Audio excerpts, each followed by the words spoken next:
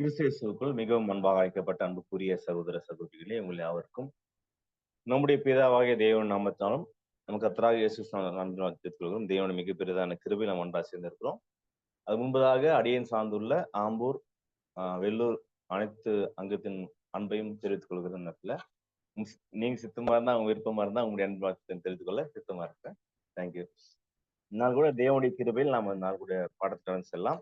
சகோதர சொன்ன விதமாக நாம் பார்க்கக்கூடிய பாடத்தின் தலைப்பு என்னன்னா, who shall stand, நிலை நிற்பவன் யார் அப்படின்னு பாடத்தை நம்ம தியானிக்க இருக்கிறோம். அதற்கு ஆதார வசனம் வாசிக்கலாம் பாருங்க. மல்கியா எழுதின புஸ்தகம் 3ஆம் அதிகாரம் 2 மற்றும் 3. மல்கியா 3ஆம் அதிகாரம். ஆனாலும் அவர் வரும் நாளை சகிப்பவன் யார்? அவர் வெளிப்படுகையில் நிலை நிற்பவன் யார்? அவர் புடமிடப்படுகிறவனுடைய அக்னியை போலவும் பன்னாருடைய சவுக்காரத்தை போலவும் இருப்பார். என்ன சொல்றார்? ஆனாலும் அவர் வரும் நாளை சகிப்பவன் யார்? அவர் வெளிப்படுகையில் நிலை நிற்பவன் யார்? அவர் புடமிடுவனுடைய அக்னியை போலவும் வண்ணாருடைய சவுக்காரத்தை போலும் இருப்பார். 3ஆம் வசனம். அவர் உட்கார்ந்து வெள்ளியை புடமிட்டு சுத்திகரித்து கொண்டிருப்பார். அவர் லேவியின் புத்திரரை சுத்திகரித்து அவர் கர்த்தருடையவர்களாய் இருக்கும்படிக்கும் நீதியாய் காணிக்கையை செலுத்தும்படிக்கும் அவர்களை பொன்னை போலவும் வெள்ளியை போலவும் புடமிடுவார். நம்முடைய ஆண்டவராகிய இயேசு கிறிஸ்து வரக்கூடிய ஒரு நாளை பத்தி தான் சொல்லப்பட்டிருக்கு. டைரக்டா நம்ம பாடத்துல போயிடலாம். சிறிய படம் பார்க்க இருக்கிறோம். அதுல முக்கியமா ஆனாலும் வரும் நாளை சகிப்பவன் யாருன்னா யாரை பத்தி சொல்றாருங்க? அவர் வரும் நாளை சகிப்பவன் யார் சொல்றாருங்களா? அந்த அவர் யாருங்க? நமக்கு தெரியும். நம்ம ஆண்டவராகிய இயேசு கிறிஸ்துடைய வருகை பற்றி சொல்லப்பட்ட விஷயம் அது. அவர் வெளிப்படுகையில் நிலை நிற்பவன் யார்? அப்ப 2 விஷயம் சொல்றாரு. அவர் வரும் நாள் ஒண்ணு இருக்குது, வெளிப்படுற நாள் இருக்குன்னு பாக்குறோம். அப்ப அவர் என்ன செய்ய போறார் அப்படின்றத காரியத்துக்கே சொல்றார். அவர் புடமிடுடைய அக்னியை போலவும், அவர் என்ன மாதிரி இருக்காரு வரக்கூடிய அவர் ஆண்டவர் என்ன மாதிரியான ஒரு செயலை செய்ய போறதுன்னா, புடமிடுடைய அக்னியை மாதிரி இருக்காரு அவர். ஒரு சைடு. 2வது வண்ணாவுடைய சவுக்காரத்தை போலும் இருப்பான்னு சொல்லப்பட்டிருக்கு. அடுத்த வருஷம் சொல்லும் போது அவர் உட்கார்ந்து வெள்ளியை புடமிட்டு சுத்திகரித்து கொண்டிருப்பார். அவர் என்ன செய்தாருன்னா, அந்த அக்னியை போலும் பார்த்தோம் இல்லைங்களா? அப்ப அக்னியை போலும்னா ஏதோ சுத்தப்படுத்த வேலை செய்ய போறாரு. அது மட்டும் இல்லாம அவர் லேவின் புத்திரை சுத்திகரித்து அவர் கர்த்தருடையா இருக்கும்படிக்கும். அப்ப யாரை சுத்திகரிக்கிறார் சொல்றாருங்க? லேவின் புத்திரை சுத்திகரிக்கிறார். அதே போல அவங்க என்ன பண்றா, அவர் நீதியை காணிக்கை செலுத்தும்படிக்கு வெள்ளியை போல பொன்னை போல புடமிட்டார். இதான் கிறிஸ்து பண்ணக்கூடிய ஒரு செயல். அப்ப நம்ம ஒரு கேள்விக்குள்ள பார்க்கலாம். என்னென்ன கேள்வி பார்க்கலாம்னா, ஒரு 4 விஷயம் சொல்றேன். என்னன்னா, முதல்ல அவர் வரும் நாளை சகிப்பவன் யார்? who may endure, abide அப்படின்னு சொல்றாரு. அப்ப வரும் நாளை சகிப்பவன் யார்? முதல் பாயிண்ட் பார்க்க போறோம். அவர் வெளிப்படையில் நிலை நிற்பவன் யாருன்னா, அவர் வெளிப்படும் போது வரக்கூடிய ஒரு நிகழ்வு பத்தி பார்க்க போறோம். அவர் புடமுடு அக்னியை போலும் வண்ணாவசம். அப்ப இது எல்லாமே கிறிஸ்து செய்யக்கூடிய வேலைகள். அவர் பண்ணக்கூடிய வேலையை நம்ம ஒவ்வொன்றா நம்ம தியானிக்க போறோம். அப்படின்னா இயேசு கிறிஸ்து இந்த செயலை செய்யறதுக்கு எந்த டைம்ல இருந்து இந்த வேலையை செய்யறார்? 1ஆம் வருகையில் செஞ்சுட்டு இருக்காரா? அது 2ஆம் வருகையும் செய்யப்படுறாரு? நமக்கு தெரியும் 2ஆம் வருகை எந்த வருஷத்துல இருந்து? 1874 இருந்து செய்யக்கூடிய ஒரு விஷயம். இயேசு கிறிஸ்து 2ஆம் வருகை வந்துட்டு அவர் செய்யக்கூடிய வேலையை நம்ம பார்க்க போறோம் ஒவ்வொரு பாயிண்டா. அப்ப மிக முக்கியமா அவர் கிறிஸ்துடைய இந்த செய்யக்கூடிய செயலை யாரால புரிஞ்சுக்கொள்ள முடியாதுன்னா, இந்த உலக ஜனம் புரிஞ்சுக்கொள்ள முடியுமா? அப்ப அவங்களுக்கு மறைவா நடக்கிற விஷயம் யோசிச்சு பாருங்க. கிறிஸ்து வந்திருக்கிற விஷயம் யாருக்கு தெரியாது? இப்போ யாருக்குமே தெரியாது. இந்த பூமி ஒட்டுமொத்த உலகத்துல இருக்கிற ஒருத்தர் கூட தேவனுடைய பிள்ளை நம்முடைய ஆராய்ச்சி பண்ணக்கூடிய வேதமான தவிர வேற யாருமே இயேசு கிறிஸ்து வந்துட்டார்ன்ற விஷயம் தெரியுமா? தெரியாது. அவர் என்ன பண்ணிட்டு இருக்கான்னு விஷயம் தெரியுமா? அப்போ மிக முக்கியமா கான்பிடென்ஷியலா இருக்குது இந்த செயல். யாருக்கு? உலகத்துக்கு. ஆனா யாருக்கு தெரிஞ்சிருக்குது?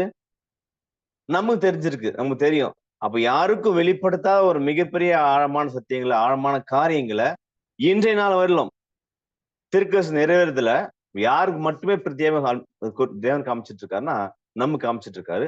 அதுல முக்கியமா இந்த காலம் இயேசு கிறிஸ்துடைய 2ஆம் வருகையில எந்த காலம் வந்துட்டு நம்ம சுசேஷ யுகத்துல அதுல முக்கியமா எங்க இருக்கிறோம் அப்படின்னா, கிறிஸ்துடைய அறுவடை பகுதியில கடைசி அறுவடை. அந்த சார்ட்ல பார்க்கலாம் நீங்க. அப்ப சுசேஷ யுகத்துடைய முடிவுல பகுதி தான் அறுவடை இருக்குது. அப்ப நம்ம சுசேஷ யுகத்துல ஆரம்ப பகுதியில் நம்ம இல்ல, முடிவு பகுதியில. இன்னும் சொல்லப்போனா இன்றைய நாள் இன்னைக்கு யோசிச்சோம்னா எங்க இருக்கு? நம்ம ஃபுல்லா கடைசி முடிஞ்சு அந்த அறுவடை மணி அறுக்கக்கூடிய கடைசி ஸ்டேஜ்ல பண்றோம். எண்ணக்கூடிய ஸ்டேஜ்ல வாழ்ந்து கொண்டிருக்கிறோம். அவ்வளவு பீக்ல போயிட்டு ப்ராபர்ஸ் நிறைவேறதில்ல. நான் பார்த்துட்டு இருக்கும்போது உலகத்துல. அப்படிங்கும்போது நம்ம வாழக்கூடிய காலம் வந்து அறுவடைய கடைசி காலம் வாழ்ந்து கொண்டிருக்கோம். அப்படின்னா இந்த கேள்வி எப்படி இல்ல? பாடத்து தலைப்பு என்ன பார்த்தோம்? யார் நிற்பான்னு பார்த்தோம் இல்லையா? அப்ப அந்த கேள்வி எப்படி இல்லைன்னா, யார் விழுவார்கள்ன்னு சொல்லப்பட்டிருக்கா? எப்படி இருக்கு கேள்வி? யார் நிற்பாங்களோ சொல்லுவோம் இல்லையா ஒரு வார்த்தைய. யாரெல்லாம் இதுல வந்து தாங்குவாங்கன்னு தெரியல இந்த ஒரு விஷயத்த அப்படின்னு. இந்த இந்த ஒரு மிகப்பெரிய ஒரு செயல் சொல்லப் போறோம். அந்த செயல வந்து யார் தாங்குவாங்களோன்னு சொல்லுவாங்க இல்லையா? அப்ப என்ன அர்த்தம்னா, நெறைய பேர் விழுவாங்கன்னு சொல்லப் போற அந்த வார்த்தை, யார் நிலைநிற்பாங்கன்னு என்ன சொல்றேன்னா, அங்க கீழ வாசிச்ச தமிழ். எனவே இந்த கேள்வி மறைமுகமாக எதை காண்பிக்கிறது? என்ன சொல்கிறது என்றால் 1874க்கு பிறகு நிறைய பேர் நிற்க மாட்டார்கள் என்று என்ன சொல்கிறது. சொல்லப்பட்டிருக்குது? 2ஆம் வருகைக்கு பிறகு நெறைய பேர் நிற்க மாட்டாங்கன்னு சொல்லப்பட்ட விஷயத்த இன்டைரக்ட்டா சொல்லப்பட்டிருக்கு. யார் நிலைநிற்பாங்க? அப்ப எப்படி புரிஞ்சுக்கலாம்னா, இது ஒரு சோர்வின் விஷயத்த புரிஞ்சுக்க வேண்டாம். பட் ஆக்சுவல் ரியல் இதான். பட் இந்த கிறிஸ்துவின் 2ஆம் வருகைக்கு பிறகு அவர் என்ன செஞ்சுட்டு இருக்காருன்னு நமக்கு தெரியும். இன்னொரு வசனம் வாசிச்சோம்னா தெரியும். அதாவது இங்க சொல்லப்பட்ட விஷயம் எதுன்னா, யார் விழுவான்னு சொல்லப்படல. யார் நிலைத்திருப்பான்னு சொல்லப்பட்ட வசனம் தான். அதுல முக்கியமா வந்து பார்த்தீங்கன்னா, வெளிப்படுத்தல வாசிக்கும்போது, அவருடைய கோபாக்கினின் மகாநாள் வந்தது. யார்? அப்ப இங்க அதே கேள்வி கேட்கிறாரு. அப்ப அந்த நாளே வந்து எப்படி இருக்குன்னா, ஒரு தேவனுடைய பிளான்ல அவர் மிகப்பெரிய செயல் செய்யக்கூடிய நாளா இருக்குது. ஏன்னா கிறிஸ்து ராஜ்யத்துல செய்யக்கூடிய விஷயம் அது. அதுல மிக முக்கியம் பார்த்தா இந்த காலத்துல வந்து என்ன சொல்றேன்னா, இந்த காலம் தான் மிக முக்கியமான காலம் யாருக்குன்னா, இந்த காலத்தில் கடுமையான சோதனைகள், severe testing trials and shaking to saints வரும். யாருக்கு? இங்க உட்கார்ந்திருக்க நம்மள போல இருக்கக்கூடிய எல்லாருக்குமே சிவியர் டெஸ்டிங், சிவியர் ட்ரையல்ஸ் வரக்கூடிய விஷயம். எதனால சிவியர் ட்ரையல் வரணும்? சிவியர் டெஸ்டிங் வரணும். எதனால கேட்கிறேன்? எதனால? அப்படின்னா, அந்த ஷிஃப்டினா தெரியல. ஷிஃப்டினா அர்த்தம் ஜலிக்கிறது இல்லையா? அப்ப ஜலித்தெடுக்கக்கூடிய விஷயம் ஏன் சொல்றேன்னா, பொதுவாவே கோதுமை மணிகளை அறுத்துருவாங்க. அறுத்துட்டு அந்த கோதுமை மணிகள்லாம் ஒண்ணா சேர்ந்த பிறகு என்ன பண்ணுவாங்க அத? எது நல்ல கோதுமை என்ன பண்ணுவாங்க? பிரிப்பாங்கல்ல, சிப்ட் பண்ணுவாங்கல்ல. அப்ப அந்த அந்த விஷயத்த பண்ணும்போது எதுதான் மேல நிக்கும்? உண்மையான கோதுமணி மேல இருக்கும்.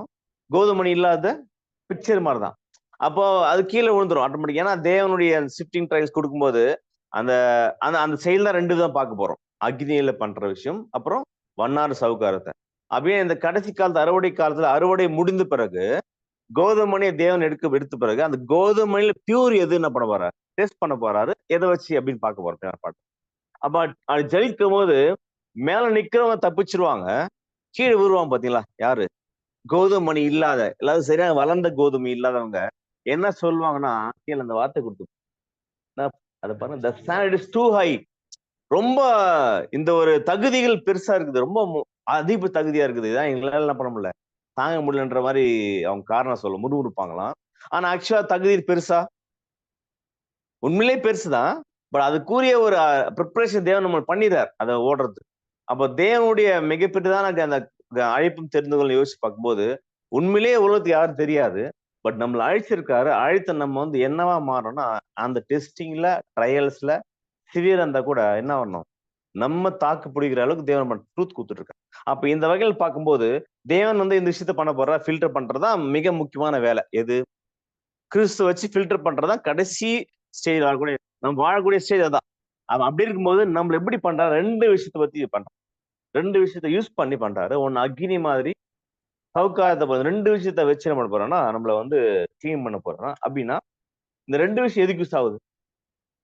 அக்கினி ஒரே விதமான வகை சொல்லலாம்ல.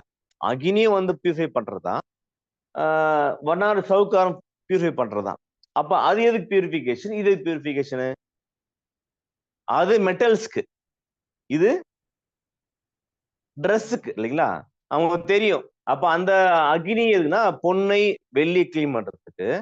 அதேபோல வஸ்திரத்த கிளீன் பண்றதுக்கு எதுன்னா, இந்த சவுக்காரம். இல்லைங்களா? அப்படின்னா தேவனுடைய அந்த ஒரு திட்டத்துல சபை அழைக்கப்பட்டவங்கள தேவன் இப்படிப்பா கிளீன் பண்ண போறான். இப்ப அல்டிமேட்டா கிளீனிங் எதுக்கு பண்ணுவாங்க ஜெனரலா?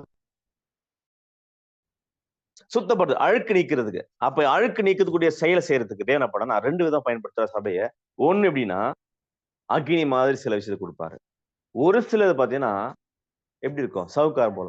2மே ஈஸியான செயலா? கஷ்டமான செயலா? ரொம்ப கஷ்டம் தான்.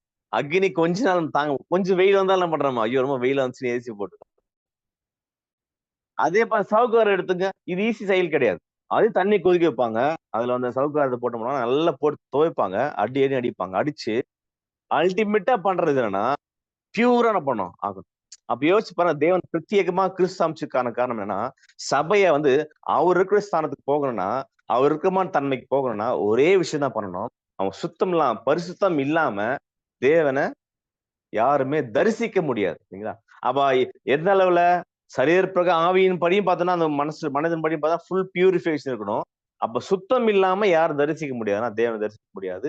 அந்த விஷயத்த செய்யறதுக்காக தேவன் என்ன பண்ணா, பிரத்யேகமா கிறிஸ்து அம்சு முதல் யாரதான் சுத்தப்படுத்துறாருன்னா, சபையாகப்பட்டு நம்மள சுத்திகரிக்கிறாரு. அதுல முக்கியமா இங்க சொல்லப்பட்ட வசனத்துல நம்ம கவனிக்க வேண்டிய வார்த்தை, அவர் உட்கார்ந்து வெளியே புடமிட்டு சுத்திகரித்துக் கொண்டிருப்பாராம். அவர் லேவியின் புத்திரர். இது 2 தான் நமக்கு முக்கியமான கேள்வியா இருக்குது. ஏன் உட்கார்ந்து பண்ணணும்? 2வது ஏன் லேவி புத்திரர் பண்ணணும்? யோசிச்சு பாருங்க. ஒரு செயல செய்யற நம்ம உதாரணத்துக்கு ஏதோ ஒரு செயல் இருக்குங்க வீட்ல. ஒரு சமைக்கிற வேலையோ, அல்லது உட்கார்ந்து படிக்கிற வேலையோ எடுத்துக்கலாம். உட்கார்ந்து பண்றதுக்கும், நடந்துனே பண்றதுக்கும், இல்ல ஓடினே பண்றதுக்கும் என்ன வித்தியாசம்? கவனமா, நல்ல வார்த்தை. அப்புறம் ஒரு உதாரணத்துக்கு ஒரு சமைக்கிற சிஸ்டர் வச்சுக்கங்களேன். சமைக்கும்போது உட்கார்ந்து சமைக்க முடியுமா பொறுமையா?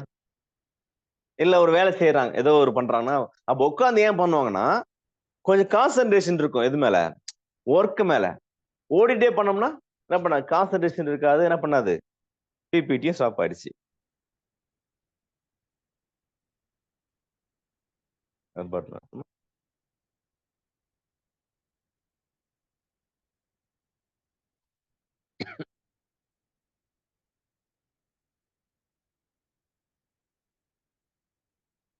அப்படின்னா எதுக்காக பண்றாங்கன்னா, மிக முக்கியமா நான் கவனிக்க வேண்டியது, உட்கார்ந்து பண்ணும்போது என்ன செய்யணும்? ஒரு கான்சன்ட்ரேஷன், ஒரு நிதானம் பண்ற வேலைய. அப்ப இயேசு கிறிஸ்து வந்துட்டாரு. வந்து அவர் செய்யற செயல வந்து வந்த வேகத்திலே பண்றது இல்ல இயேசு. என்ன பண்றாராம்? உட்கார்ந்து. அப்ப பண்றது வந்து ரொம்ப நோட் பண்ற மாரி. அதாவது உட்கார்ந்து யாரு சரியான கோதுமணி?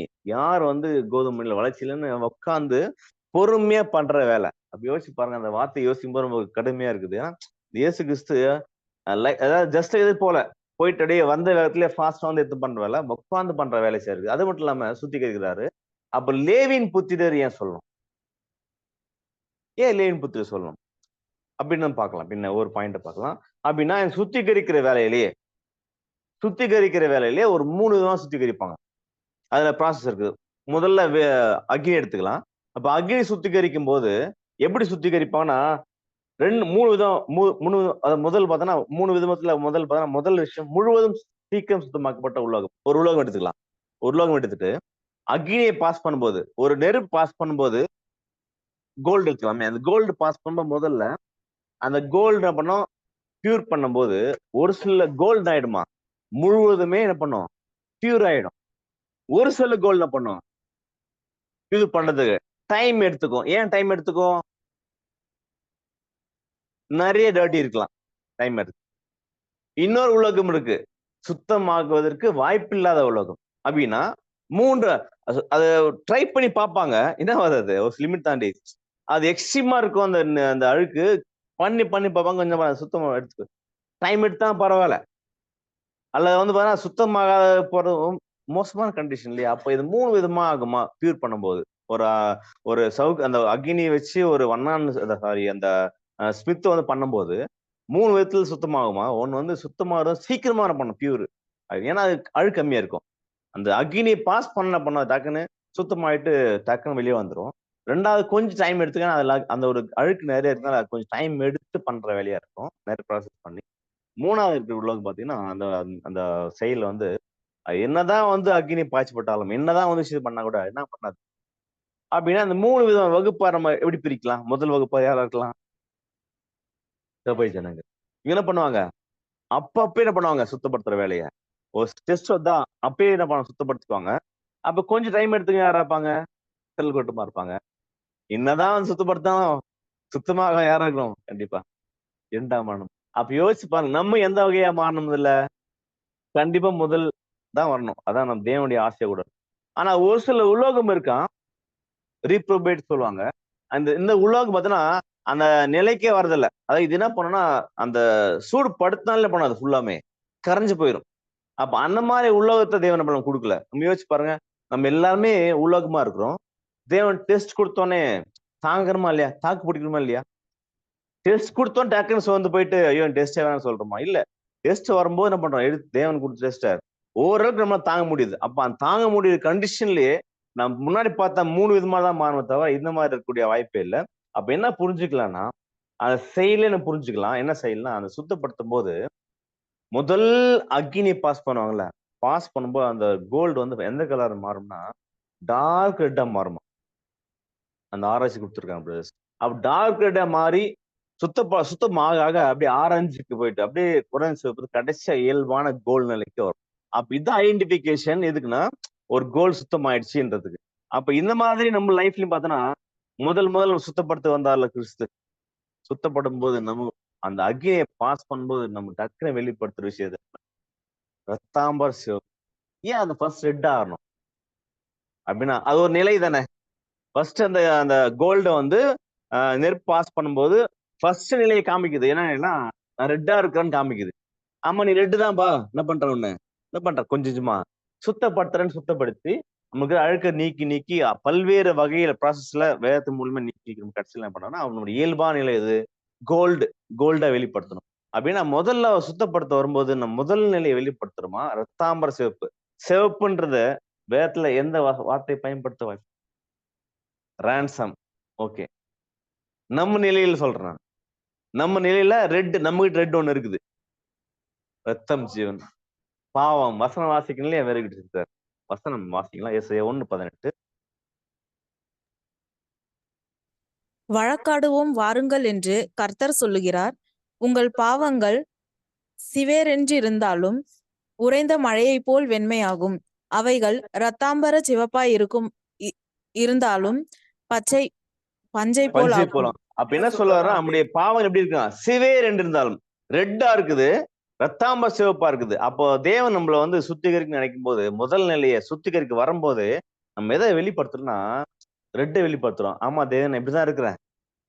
பாவத்துல இருக்கிற தேவனே அப்படின்னு சொன்ன உடனே, அதான் எதுக்குன்னா, சுத்திகரிக்கக்கூடிய ப்ராசஸ்லயே முதல் ப்ராசஸ் எதுன்னா, நான் பாவின்னு பாத்தீங்களா? அந்த நிலை தான் முதல் வரணும். அந்த நிலையை காமிக்க தான் அந்த நெருப்பு குடுக்குறாரு. அந்த நெருப்பு குடுக்கும்போது, அந்த சோதனை குடுக்கும்போது, டெஸ்ட் குடுக்கும்போது, முதல்ல நம்ம எதுல இருக்கிறோம்? பாவத்துல இருக்கிறோம்னு நினைச்சா தான் என்ன பண்ணுவாரு தேவன் நம்மள? சுத்திகரிப்பு ப்ராசஸ் ஆரம்பிப்பார். அப்படி ஆரம்பிக்க கொஞ்சம் பல்வேறு நிலையை மாறி மாறி மாறி கிராஜுவல் ரைஸ் ஆயிட்டு எங்க வரனா, நம்முடைய இயல்பான நிலை என்ன அர்த்தம்? நம்ம கோல்டன் தன்மைய வெளிப்படுத்தக்கூடிய பிள்ளைகளா மாறணும். அப்படின்னா இது பார்த்துட்டோம். தேவன் பண்ற செயல். அப்ப யார சுத்திகரிக்கிறார் அவரு?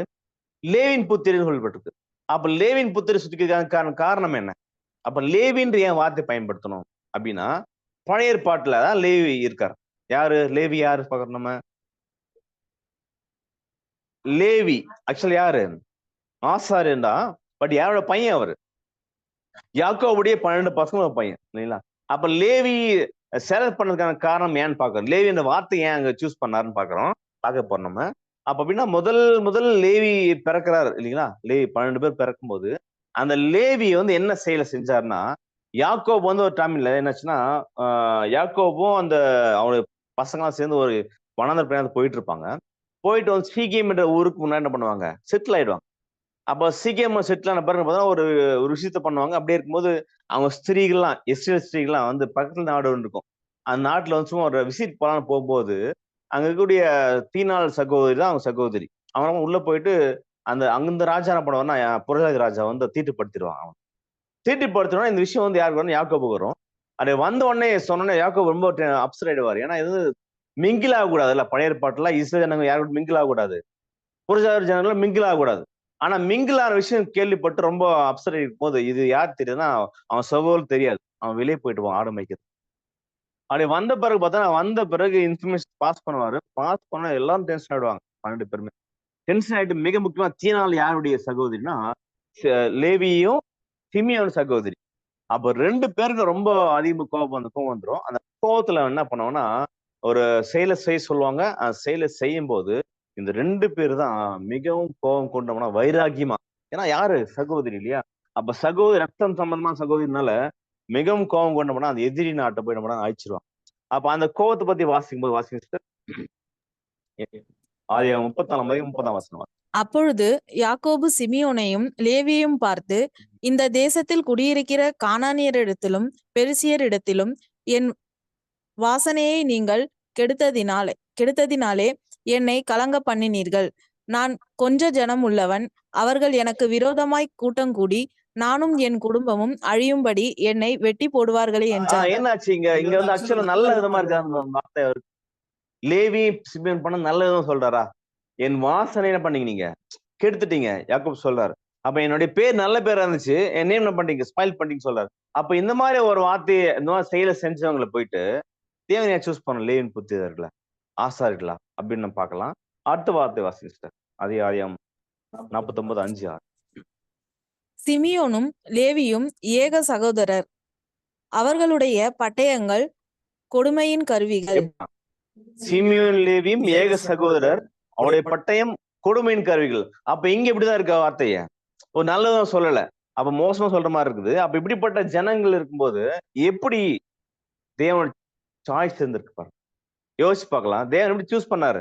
லேவியுடைய கேரக்டர் பார்த்தா இப்படிதான் இருக்கு. ரொம்ப கொடுமையும் பட்டயமா இருக்குது. ரொம்ப வந்து அகங்காரத்துல செய்யற விஷயமா ரொம்ப ஃபாஸ்டா போயிட்டு இந்த விஷயத்த பண்ணிடுறாங்க. அப்படிங்கும்போது நம்ம என்ன பண்ணலாம்னா யோசிச்சு பார்க்கலாம். அப்ப இதுல தேவன் கண்டிப்பா என்ன பண்ணுவாரு? பரிசுத்தத்தை விலங்க பண்ணிருப்பாருல்ல.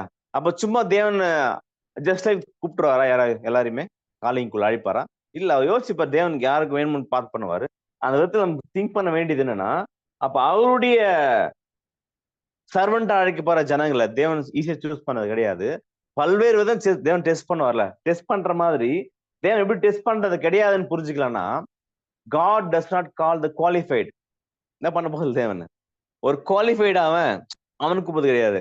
ஆனா கூப்பிட்டவன் என்ன பண்ணுவார்? அவரு குவாலிஃபை பண்ணிடுவார். அப்ப தேவன் பார்த்தா இவங்க மாம்சத்துல வந்து குறைபாடா தான் இருக்கிறாங்க லேவியர்கள். லேவி கேரக்டரே ஒரு மாதிரி டிஃப்ரெண்ட் கேரக்டர் தான். பட் இருந்தாலும் தேவன் சூஸ் பண்ற ஆள் வந்து நல்ல குவாலிஃபை பர்சனை தேவன் பார்க்கறது கிடையாது. நான் என்ன பண்ண அவரை குவாலிஃபையா மாத்துன்ற பிளான் தேவன் தெரியும் இல்லையா? அப்ப அந்த வகையில் தேவன் கூப்பிடுவாரு. இதுல இந்த செயலை செய்யறதுக்கு அல்டிமேட்டா தேவன் என்ன யூஸ் பண்றாரு தெரியுங்களா? என்ன பயன்படுத்துறாரு? அவருடைய மிகப்பெரிதான கிருபை தான். அப்ப அவருடைய கிருபை இல்லாம இந்த வேலையை செய்ய முடியாது. இந்த அழைப்புக்குள்ள வர முடியாது. அப்ப நம்மள யோசிச்சு தேவனுடைய கிருபை இல்லாம நம்ம உள்ள வந்துட முடியுமா? நம்மள யோசிச்சு பாருங்க. நம்ம குவாலிஃபைடான பர்சனா இந்த அழைப்புக்கு? நம்மளே யோசிச்சு பார்த்து ஆமா தேவன் நீங்க அழைச்சிருக்கீங்களா? எனக்கு கண்டிப்பா என்னதான் அது ஒர்த்து தான் அப்படி சொல்ல முடியுமா?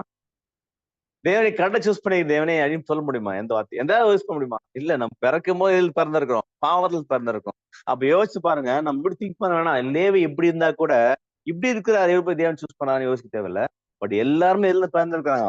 ஆதாமுடைய வழி பிறந்தனால எல்லாருமே தேவன் வந்து பர்ஃபெக்ட் சூஸ் பண்ணிட்டு கூப்பிடுறது இல்ல. பட் கூப்பிட்டவங்க தேவன் பண்ணுவாரு. பர்ஃபெக்டா மாத்தி குவாலிஃபையா மாத்தி ஒர்த்தா மாத்துறாரு. அந்த வகையில இங்க என்ன கிரியேட் செய்யுதுன்னா தேவனுடைய பிளான்ல மிகப்பெரிய கிருபை கிரியேட் செய்யுது. அப்படின்னா இங்க ஏன் லேவியருடைய விஷயத்தை யூஸ் பண்ண பார்த்தோம் முதல்ல. அப்ப அதுல மிக முக்கியமா லேவி கோத்திரத்துடைய செலக்ஷன்லயே பார்க்கலாம். எப்படி தேவன் செலக்ட் பண்ண போறார் சபையை அப்படின்னு பார்க்க போறோம். முதல்ல லேவி கோத்திரம் இருக்காங்க இல்லையா? லேவி கோத்திரத்தை தேவன் சூஸ் பண்ணிட்டார். சூஸ் பண்ணும்போது அவனுடைய எண்ணிக்கை இருக்குது இல்லையா? எண்ணிக்கை இருக்குது. எத்தனை பேர் லேவி கோத்திரம்? அது வாசி. லேவியருடைய பிதாக்களின் வீட்டு வம்சங்களில் 30 வயது முதல் 50 வயது வரைக்கும் உள்ளவர்கள் ஆசரிப்பு கூடாரத்திலே செய்யும் பணிவிடை வேலைக்கும் சுமையின் வேலைக்கும் உட்படத்தக்கவர்களும் 8580 பேராய் இருந்தார்கள். எத்தனை பேர் இருக்காங்க? 8580 பேர். எத்தனை பேரு? லேவி கோத்திரம். தேவன் லேவி கோத்திரம் சூஸ் பண்ணிட்டார். ஆனா எல்லாருமே அவருடைய வேலை செஞ்சாங்களான்னா இல்ல. அதுல முக்கியமா ஆசை கூடாரத்துல வேலை செய்யறதுக்கு இந்த 8580 பேர் என்ன பண்ணல? சூஸ் பண்ணல. அதுல ஃபில்டர் பண்ணி எத்தனை பேர் வராங்க? ஃபர்ஸ்ட் ஆரோன் சூஸ் பண்றாரு. ஆரோனு அவனுக்கு கூட அவன் குமாரன் நாதாப், அபியூ, எலியேசு, இத்தாமார். 5 பேர் தான் எங்க போக முடியும்? அந்த 8580 பேர்ல எல்லாருமே உள்ள போய் வேலை செய்ய முடியுமா? ஆசை கூடாரத்துக்குள்ள இல்ல. அதுல மிக முக்கியமா அந்த 8580 வந்து 5 என்ன பண்ணிட்டாங்க, வந்துட்டாங்க. 5 பேருமே உள்ள போயிட்டாங்களா? கடைசி வரை இருந்தாங்கன்னா இல்லவே இல்ல. 5 பேர் இல்ல, நாதா பபி இருக்கார்ல, என்ன பண்ணாங்க? மறிச்சுட்டாங்க. அப்ப எத்தனை பேர் தான் இருக்கிறாங்க? அப்ப அப்படியே செலக்ஷன் யோசிக்கலாம். லேவியின் புத்திரர் இருந்தது யாரா இருக்கும் கண்டிப்பா? தேவன் அழைக்கப்பட்டவங்க. அப்ப அழைக்கப்பட்டவர்கள் என்னதான்? அழைக்கப்பட்டவர்கள் அநேகர், தெரிந்து கொள்ளப்பட்டவர் சிலர், உண்மையுள்ளவர்கள். அப்போ அந்த அழைப்புல அவங்க லேவியர்ல அழைச்சதுலே வித்தியாசம் பார்க்கலாம். அப்ப தேவன் வந்து இப்படி செலக்ஷன் கொண்டு போறான்னு பழைய ஏற்பாட்டுல இருக்காரு. அப்ப அதே போல நம்ம செலக்ஷன் இருக்குது. அப்ப எல்லாருமே ஃபில்டர், எல்லாமே ஆசீர்வாதம் செய்ய முடியுமானா முடியாது. அது பிரதான ஆசாரியர்கள் செய்து ஒருத்தர் உள்ள போனாரு. அந்த ஆசாரியர்கள் செய்து கூட 5 பேர் வந்தாங்க. அந்த 5 பேர்லயும் என்ன பண்ண தேவன் வந்து ஃபில்டர் பண்றாரு. ஏன்னா நதபபியும் மறிச்சிட்டாங்க. ஏன் மறிச்சாங்க? அந்நிய அக்கினி பண்ணாங்க தூப கலசத்துல. ஒரு மோசமான தேவனுடைய பிடிக்காத ஒரு அக்கினி போட்டதுனால அங்கேயே இறந்துட்டாங்க. அப்ப தேவன் வந்து அவருடைய செலக்ஷன் கொடுக்குறாரு, காமிக்கிறாரு. அப்ப நமக்கும் தேவன் என்ன பண்ண போறான்? மிகப்பெரிய செலக்ஷன். யோசிச்சு பாருங்க. இந்த செலக்ஷன் ஆகிறதுக்கு நம்மள அழைச்சிருக்காருல்ல. இது சாதாரண ரேஸா? மெதுவா போற ஒரு ஓட்டமான்னு கேட்கிறேன். இல்ல. பிரதர் கொடுத்திருக்காரு, படத்தை கொடுத்தவர். அர்ஜென்ட் ரேஸா? அர்ஜென்ட் ரேஸ்னா அதாவது பொறுமையா போய்க்கலாம் ஓட்டத்துல. இன்னும் எத்தனை வருஷம் போவோம்? இன்னும் 10 வருஷம் போவோம்ன்ற ஓட்டமே கிடையாது. அர்ஜென்ட் ரேஸ்ல போயிட்டு இருக்கோம் நம்ம. ஒருத்தர் ஸ்லோ பண்ணாலே பின்னாடி என்ன பண்ணுவாங்க வரவங்க? அடுத்து வந்து ஃபாஸ்டா போயிடுவாங்க. அப்ப யோசிச்சு பாருங்க, தேவனுடைய சயின்ஸை பார்த்துருக்கோம் உலகத்துல இப்போ. இவ்வளவு வேகம் போயிட்டு இருக்குது. இன்னைக்கு என்ன ஆயிடுச்சு தெரியுமா? இன்னைக்கு அப்டேட் நியூஸ் அதுங்களா? யுஎஸ் வந்து ஈரான் பண்ணியாச்சு. எதிர்பார்த்த ஒரு நிகழ்வு தான். சங்கீதம் 83 பார்த்த விஷயம் தான். எல்லாரும் அடிச்சு வயசுல அடிப்பாங்க, ஜெயிச்சுட்டே வருவாங்க. கடைசியா ஒரு பெரிய அதான் ஈரான் தான் பெரிய ஆளா இருக்கிறாங்க அங்க அந்த மிடில் ஈஸ்ட்ல. அவன் அடிச்சுட்டா என்ன பண்ணும்? 83 முடிவை பார்க்கலாம் பார்த்தேன். பேசிட்டு டைம் ஒரு ஒரு ஒரு வருஷம், ஒரு 6 மாசம் முன்னாடி பேசிட்டு காலம் வந்து பண்ணிச்சுப்போ அடிச்சாச்சு. யுஎஸ்ஏ வந்து டைரக்ட் அடிச்சா நான் முடிஞ்சிடும் சொல்லிட்டு பேசியிருந்தோம். என்ன பண்ணாங்க நைட்டு? யுஎஸ் டைரக்ட் என்ன பண்ணாங்க? அமெரிக்கா டைரக்டா யார் அடிச்சாச்சு. அப்போ சொல்லலாமா இன்னும் எத்தனை காலம் ஓடும்? என்ன பண்றது தேவன்? வேர்ல்ட் கிங்டம் சிஸ்டம் என்ன பண்றது இப்போ? தேவன் ஷேப் பண்ணிருக்க. ஒரு பெரிய ஷேக்கிங் நடந்துட்டு இருக்கு. இன்னும் எத்தனை வருஷம் என்ன பண்ண, எத்தனை மாதங்கள் தான் சொல்லப்போனா மாதங்கள், வருஷங்கள எண்ணி சொல்லலாம். டபுள் டிஜிட் தானே போறது கிடையாது தெரிஞ்சு. அப்போ சிங்கிள் டிஜிட், டபுள் டிஜிட் தான் போயிட்டு இருக்குது. ட்ரிபிள் இருக்க வாய்ப்பே இல்லை. அப்ப யோசிச்சு பாருங்க, இந்த மாதிரி ஷேக்கிங்ல தேவன் ஃபில்டர் பண்றான் யார? அப்படியே நம்ம லைஃப் எப்படி போக கூடாது? இதுக்கு மேல சொல்ற வார்த்தையே இல்ல. எப்படி போக முடியாது. நார்மல் லைஃப் மாதிரி. நேத்து எப்படி இருந்தோமோ, சாப்பிட்டோம், தூக்கணும், வேலைக்கு போனோம், இது மாதிரி நாளைக்கு என்ன கூடாது. அப்ப யோசிச்சு இந்த சம்பவத்தினால நம்மளுடைய லைஃப் மாத்த கூடாது. ஆக்சுவலா மாறணும், நம்ம உண்மையிலேயே மாறணும். அப்ப சம்பவம் நடக்குது, ஐயோ சீக்கிரம் முடிஞ்சு போல, சீக்கிரம் சபையை மாறதுக்கு வேகம் ஓடலாம். அந்த ஓட்டம் சரியா இருக்குமா? இல்ல. அப்படியாச்சும் ஓடலாம் ஒண்ணு. ஆனா சரியான மனநிலை கிடையாது. அப்ப தேவன் யோசிச்சு பாருங்க, இங்க என்ன செய்யறா? இங்கதான் நம்ம இந்த பாயிண்ட் பாக்குறோம். who shall stand when he inspect ன்னு வார்த்தை கொடுத்திருக்கு ஒரு ஒரு பைபிள்ல. அவர் பரிசோதிக்கும் போது, அப்ப யோசிச்சு பாருங்க, பரிசோதனைன்ற வார்த்தையை ஏன் பயன்படுத்துறாருன்னா, பரிசோதனை பண்ண வராங்க வீட்டுக்கு. இன்ஸ்பெக்ஷன் வரான்னு வச்சுக்கலாம். ஒரு ஆபீஸ் ஒரு பெரிய ஆபீஸ் இருக்குது. இன்ஸ்பெக்ஷன் வரான்னு தெரிஞ்சா என்ன பண்ணுவாங்க அவங்க? இன்ஸ்பெக்ஷன் வரது இடி வரா, ரைடு வருது சொன்னா என்ன பண்ணுவாங்க? சைலண்டா அமைதி உட்காந்து இருப்பாங்களா? என்ன பண்ணுவாங்க? என்னென்ன பண்ணணுமோ என்ன பண்ணுவாங்க? அவங்க கண்ணுல படாம என்ன பண்ணுவாங்க? பார்ப்பாங்க. ஒரு ரைடு வரும்போது இங்க ஆக்சுவல் தேவன் பண்றது என்னன்னா, ஹார்ட் இன்ஸ்பெக்ட் பண்றாரு. ஒவ்வொருத்தருடைய மனசை, வெளிப்புறமான விஷயம் இல்ல, மனசுக்குள்ள யோசிக்கணும்னு தேவன் பார்த்துட்டு இருக்காரு. அப்போ ஒரு ரைடு வரான்னு வச்சுக்கலாம், ஒரு இன்ஸ்பெக்ஷன் வராங்க வீட்டுக்குன்னா, இல்ல வந்து வேறு கம்பெனிக்குன்னா, இப்படி இருந்தா என்ன பண்ணுவோம்? ஈஸியா ஃபால்ட் பார்த்துருவாங்க. அப்போ நம்மளே நிலம் எப்படிதான் இருக்குது பார்க்க போனா? இப்படிதான் இருக்குது. அப்ப இன்ஸ்பெக்ஷன் வரும்போது எப்படி ஒரு ஒரு பயம் கலக்கம் இருக்கு ஒவ்வொரு கம்பெனிக்கும், ஒவ்வொரு பெரிய இன்ஸ்டியூட்டுக்கும். ஏன்னா வந்து ஒண்ணு வந்து இது வந்து டிஃபெக்ட், டிஃபால்ட்னு போட்டா வச்சுக்கலாம், அது என்ன ஆயிடும்? ஒரு பெரிய ஒரு அவமானம் ஆயிடும் அந்த கம்பெனிக்கும் அந்த ஒரு இன்ஸ்டியூட்டுக்கும். அப்போ அது இது காமிக்காத மாதிரி பண்ணுவாங்க. மேல் பூச்சா சில விஷயத்த பண்ணுவாங்கல்ல. பட் நம்ம பண்ண வேண்டியது இல்ல. ஒரு உண்மையில மனசார மாற வேண்டியது. ஆனா என்ன ஒரு நமக்கு கிரேஸ் தேவன் கொடுத்திருக்காருன்னா, இன்ஸ்பெக்ட் பண்ண வர்றது யார் தெரியுங்களா நமக்கு? நம்முடைய ஆண்டவர். அவர் வந்து இது சரியில்லை சரியில்லைன்னு போட்டு போவாரா? அதுக்கு வராரா கிறிஸ்து? இல்ல. வந்து நம்ம என்ன செய்வாரு? இது இருக்குப்பா, என்ன பண்ணிக்கோ, மாத்திக்கோ. இது இருக்குப்பா, மாத்திக்கோ. ஒரு மிகப்பெரிய கிரேஸ் என்னன்னா, இன்ஸ்பெக்ட் பண்ண வர்றது யார்? நம்முடைய ஆண்டவர், நம்முடைய தலை, நம்முடைய மணவாளன். அப்ப மணவாளன் மணவாட்டி என்ன பண்ணுவாரு? காட்டி கொடுக்க மாட்டாரு. என்ன பண்ணுவாரு? அது அழகா அந்த இன்ஸ்பெக்ஷன் பண்ண வந்துட்டு கண்டிப்பா பாத்துருவாரு. குறைகள் இருக்குது. அப்ப குறைகள் இருக்குதான் சோர்ந்து போக வேணாம். நம்மள இன்ஸ்பெக்ட் பண்ண வரும்போது, நம்மள சோதிக்க வரும்போது, நம்முடைய சோதிக்க வரக்கூடிய விஷயத்துல ரொம்ப சில செயல்கள், சில ஆக்ஷன்ஸ், சில பேச்சுகள் பரிபூர்ணமா இருக்கா நம்மளுது? டெய்லி யோசிக்கிறோம். பரிபூர்ணமா யோசிக்கிறோமா? டெய்லி பேசுறோம். நம்ம நினைச்சது ஒண்ணா இருக்கும். நம்ம பேச வரும்போது என்ன பண்ண மாறிய வார்த்தை போயிடும். அப்போ நம்முடைய கிரியும் பெர்ஃபெக்ட் இல்ல. பட் தேவன் என்ன எதிர்பார்க்கிறான்? நீ கிரியை பெர்ஃபெக்ட் இல்லன்னா பரவாயில்ல. எதில் பெர்ஃபெக்ட்டா இருந்துக்கோ. நீ யோசிக்கிற யோசனைக்கு பின்னாடி இருக்கக்கூடிய பேக்ரவுண்ட்ல இருக்கக்கூடிய நோக்கம் இருக்கு பாத்தீங்களா? அப்போ நோக்கத்தில் பரிபூர்ணமா இருக்குதா? அந்த பரிபூர்ணத்தை பார்த்த தேவன் மார்க் போறாரு. அப்ப என்ன பயப்பட வேணாம்னா வசனம் வாசிங்க. 1 கொரிந்தியர் 10ஆம் அதிகாரம் 13ஆம் வசனம் வாசிங்க. மனுஷருக்கு நேரிடுகிற சோதனையே அல்லாமல் வேற சோதனை உங்களுக்கு நேரிடவில்லை. தேவன் உண்மையுள்ளவராய் இருக்கிறார்.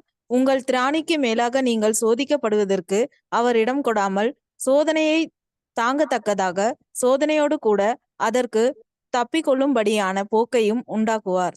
என்ன சொல்றாரு பாருங்க. சோதனை எப்படிதான் இருக்கும்? இந்த வசனம் கொஞ்சம் டீட்டெயிலா பார்க்கலாம் பாருங்க.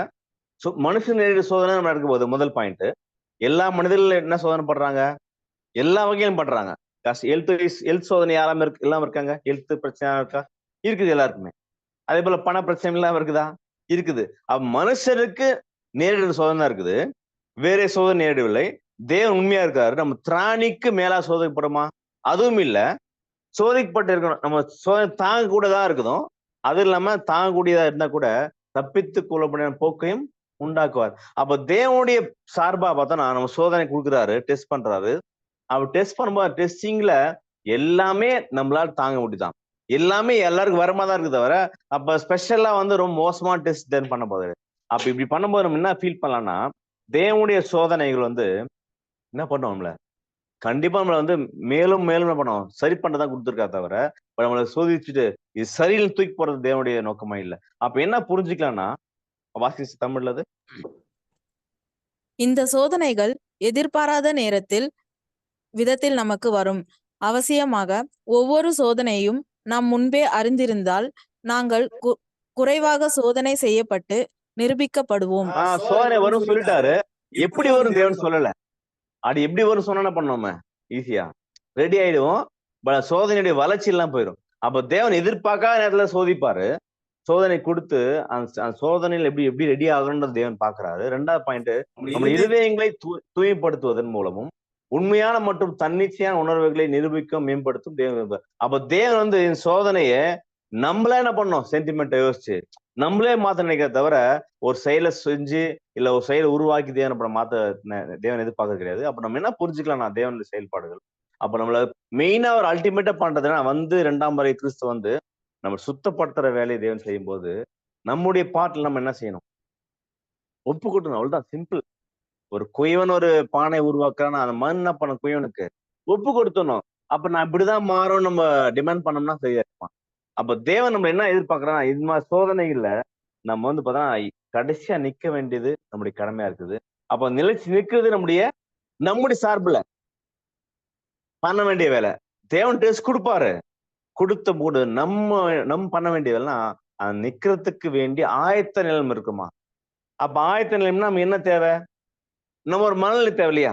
அப்போ தேவன் டெஸ்ட் பண்ண வரும்போது நமக்கு ஒரு சில மனநிலை இருந்தா அந்த மனநிலையை பார்த்து ஓகே சூப்பர் அப்படின்னு பண்ணுவாரு, மார்க் போட்டு போவார். அப்படின்னு நம்ம இந்த கடைசி காலத்துல பண்ண வேண்டிய மனநிலைமை ஒரு 3 விஷயம் பார்க்க போறோம். அப்ப இந்த விஷயத்த நம்ம தேவன்கிட்ட காமிச்சிட்டோம்னா நம்முடைய டெஸ்ட் பண்ணும்போது தேவன் நம்மள நினைச்சிருக்கான பார்க்க வரும்போது நம்ம இது நின்ட்டா போதும், என்ன பண்ணலாம்? நம்ம ஈஸியா கொடுக்கக்கூடிய பரிசை தேவன் கொடுப்பாரு. பார்த்தல 3 டைப் பார்த்தோம் இல்லையா? தேவன் சுத்தமாக்குற உலகம் மாறலாம். அப்ப அப்படின்னா 3 விஷயம் என்ன விஷயம் பார்க்க போறோம்? பாடத்துல மிக முக்கியமான பாயிண்ட் பார்க்க போறோம். 3 விஷயத்துல நம்ம மைண்ட்ல வச்சுக்க வேண்டிய, மனசுல வச்சுக்க வேண்டிய 3 விஷயம் என்னன்னா, இந்த 3 விஷயத்துல நம்ம கரெக்டா இருந்துட்டோம்னா, தேவனுக்கு பிரியமா வாழ்ந்துட்டோம்னா, உண்மையிலேயே அந்த தேவனுடைய அந்த செலக்ஷன்ல நம்ம தைரியம் பண்ணலாம், உள்ள போயிரும்ன்றத நம்ம பார்க்கிறோம். முதல் விஷயம் என்னன்னா, தேவன் சார்பா நம்ம கிட்ட தேவன் எதிர்பார்க்கிற லாயல்டி. லாயல்டினா ஒருவருக்கு விசுவாசமா நேர்மைன்னு சொல்லலாம். அப்போ தேவன் நம்மள முதல் டெஸ்ட் பண்ணும்போது நேர்மையா இருக்காரா அவர் எனக்கு? தேவன் பாக்குறார். நேர்மைன்னா என்ன சொல்லலாம்? சிம்பிளா சொல்லலாம். நிறைய அந்த வார்த்தையை ஈஸியா கஷ்டமான வார்த்தை என்ன போடல. இதுதான் நேர்மைனா என்ன? உண்மைனா நீதிக்கு இசை வருது ஒரு பாயிண்ட். தேவனுடைய நீதி ஆதாரமாகுது இல்லைங்களா? எதுக்கு? சிங்காசன ஆதாரம் நீதி. அப்ப நீதிக்கு ஒத்து போறது. அப்புறம் வேற என்ன சொல்லலாம்? நேர்மை. இப்ப உதாரணம் உங்க பாயிண்ட் தரேன். ஒரு ஆபீஸ்ல நேர்மையான ஆளுப்பான்னு சொல்றான்னு வச்சுக்கோங்களேன். எதை சொல்லுவாங்க அவரை? மிஸ்டேக் இல்லாம இருக்கு ஒரு பாயிண்ட். அப்புறம் சட்டத்துக்கு விரோதம் செய்ய மாட்டார். Very good. அப்புறம் மனசாட்சி துரோகம் பண்ணாம பாத்துக்குவார். நேர்மை என்னன்னு சொல்லலாம். ஒன்னும் வகையில் சொன்னோம்னா அவர் வந்து சின்சியர் சொல்லலாம். சின்சியர் சொல்லலாம்ல, அந்த வார்த்தை யூஸ் பண்ணலாம். சின்சியர் சொல்லலாம். இப்ப எப்படி சொல்லலாம்னா, அவர் யாரு பாக்காம பாக்கலையோ அவர் வேலையை லாயிலா வாங்குற காசுக்கு வேண்டிய விஷயத்த செஞ்சுட்டு போயிடாரு. அப்ப இவங்க பாக்குறாங்களான்னு பண்ணுவது அதுக்கேத்த ஆக்ஷன். இவங்க பார்த்தா நம்ம டக்குன்னு செய்யலாம், பார்க்கலன்னா விட்டு. அது நிறைய பார்த்துருக்கோம். இப்போ ஒரு டீச்சர் உள்ள வந்தா பசங்க என்ன பண்ணுவாங்க? அமைதியா உட்காந்துருவாங்க. டீச்சர் வெளியே போன உடனே அவனோட ஆக்சுவல் கேரக்டர் காமிச்சிருவாங்கல்ல. அப்ப இதேதான் நம்ம தேவனுடைய பிள்ளைகள் பார்க்கும்போது செயல் செய்யறதும், அப்ப தேவன் பிள்ளைகள் பார்க்காத போது செயல் செய்யறதும் தேவன் பண்ணது இல்ல. அப்ப லாயல்ட்டின்றத ரொம்ப விசுவாசமா இருக்கிறது போய் பார்க்கணும். அப்ப என்னன்னா, அப்ப தேவனுடைய வசங்களுக்கும் அதிகாரத்துக்கும் கீழ்ப்படிந்து விசுவாசமா. அப்ப நீங்க சொன்ன பாயிண்ட் தான். அப்ப தேவ வார்த்தைக்கு நீதிக்குரிய விஷயங்களுக்கு எல்லாத்தையும் கீழ்ப்படுகிற விஷயம், யாருக்கு முன்னுரிமை தர வேண்டும் என்பதை வெளிப்படுத்தக்கூடிய. அப்ப தேவன் தான் என்னோட முன்னுரிமை. அப்ப அவருக்கு தான் நான் கீழ்ப்படின்னு சொல்லிட்டு காமிக்கிற விஷயம் தான். அப்ப இது எல்லாமே this loyalty is always built on a personal relationship. அப்ப தேவனுக்கும் இவங்களுக்கும் பர்சனல் ரிலேஷன்ஷிப், தனிப்பட்ட உறவை மேம்படுத்துறது மிக முக்கியமான வேலையை பாக்குறோம். அப்படின்னா இதுக்கு உதாரணம் இருக்குல்ல பைபிள்ல. நம்ம பாக்குற குணத்துக்கு எல்லாமே ஒரு உதாரணம் இருக்கு. நம்ம பழைய பணியா தேவன் வச்சிருக்காருன்னா, நம்ம என்னென்ன ஆவிக்குரிய விஷயம் வளரணுமோ, ஆவிக்குரிய கேரக்டர் விசுவாசம் வளரணும்னு சொல்றாரு. உதாரணம் இல்லாம இருக்குமா? அப்புறம் கீழ்ப்படிதல் உதாரணம் இல்லாம இருக்குமா? அதே போதான் லாயல்ட்டின்றதுக்கு தேவனமா உதாரணம் கொடுத்திருக்காரு. நேர்மையா இருக்கக்கூடிய பிள்ளைகளுக்கு உதாரணம் கொடுத்திருக்காரு. பழைய ஏற்பாட்டுல இதே போல ஒரு சம்பவம் நடக்குது. எதுக்குன்னா லாயல்ட்டியை வெளிப்படுத்தக்கூடிய விஷயம். லாயல்ட்டியை வெளிப்படுத்துற விஷயம் அப்படின்னா ஏதாவது ஒரு இன்சிடென்ட் சொல்லுங்க. நான் வச்சிருக்கிற பாயிண்ட் உங்களுக்கு மேட்ச் தான் பார்க்கலாம். நேர்மையா சில பேர் பண்ணாங்க ஒரு செயல். நிறைய செயல் செஞ்சிருக்கிறேன். பட் நான் பாடத்துக்கு எடுத்த பாயிண்ட்டுக்கு மேட்ச் தான் பார்க்கலாம். பைபிள்ல பழைய ஏற்பாட்டுல தேவனுக்கு நேர்மையா என்ன ஜனங்கள் யாரு? நேர்மையா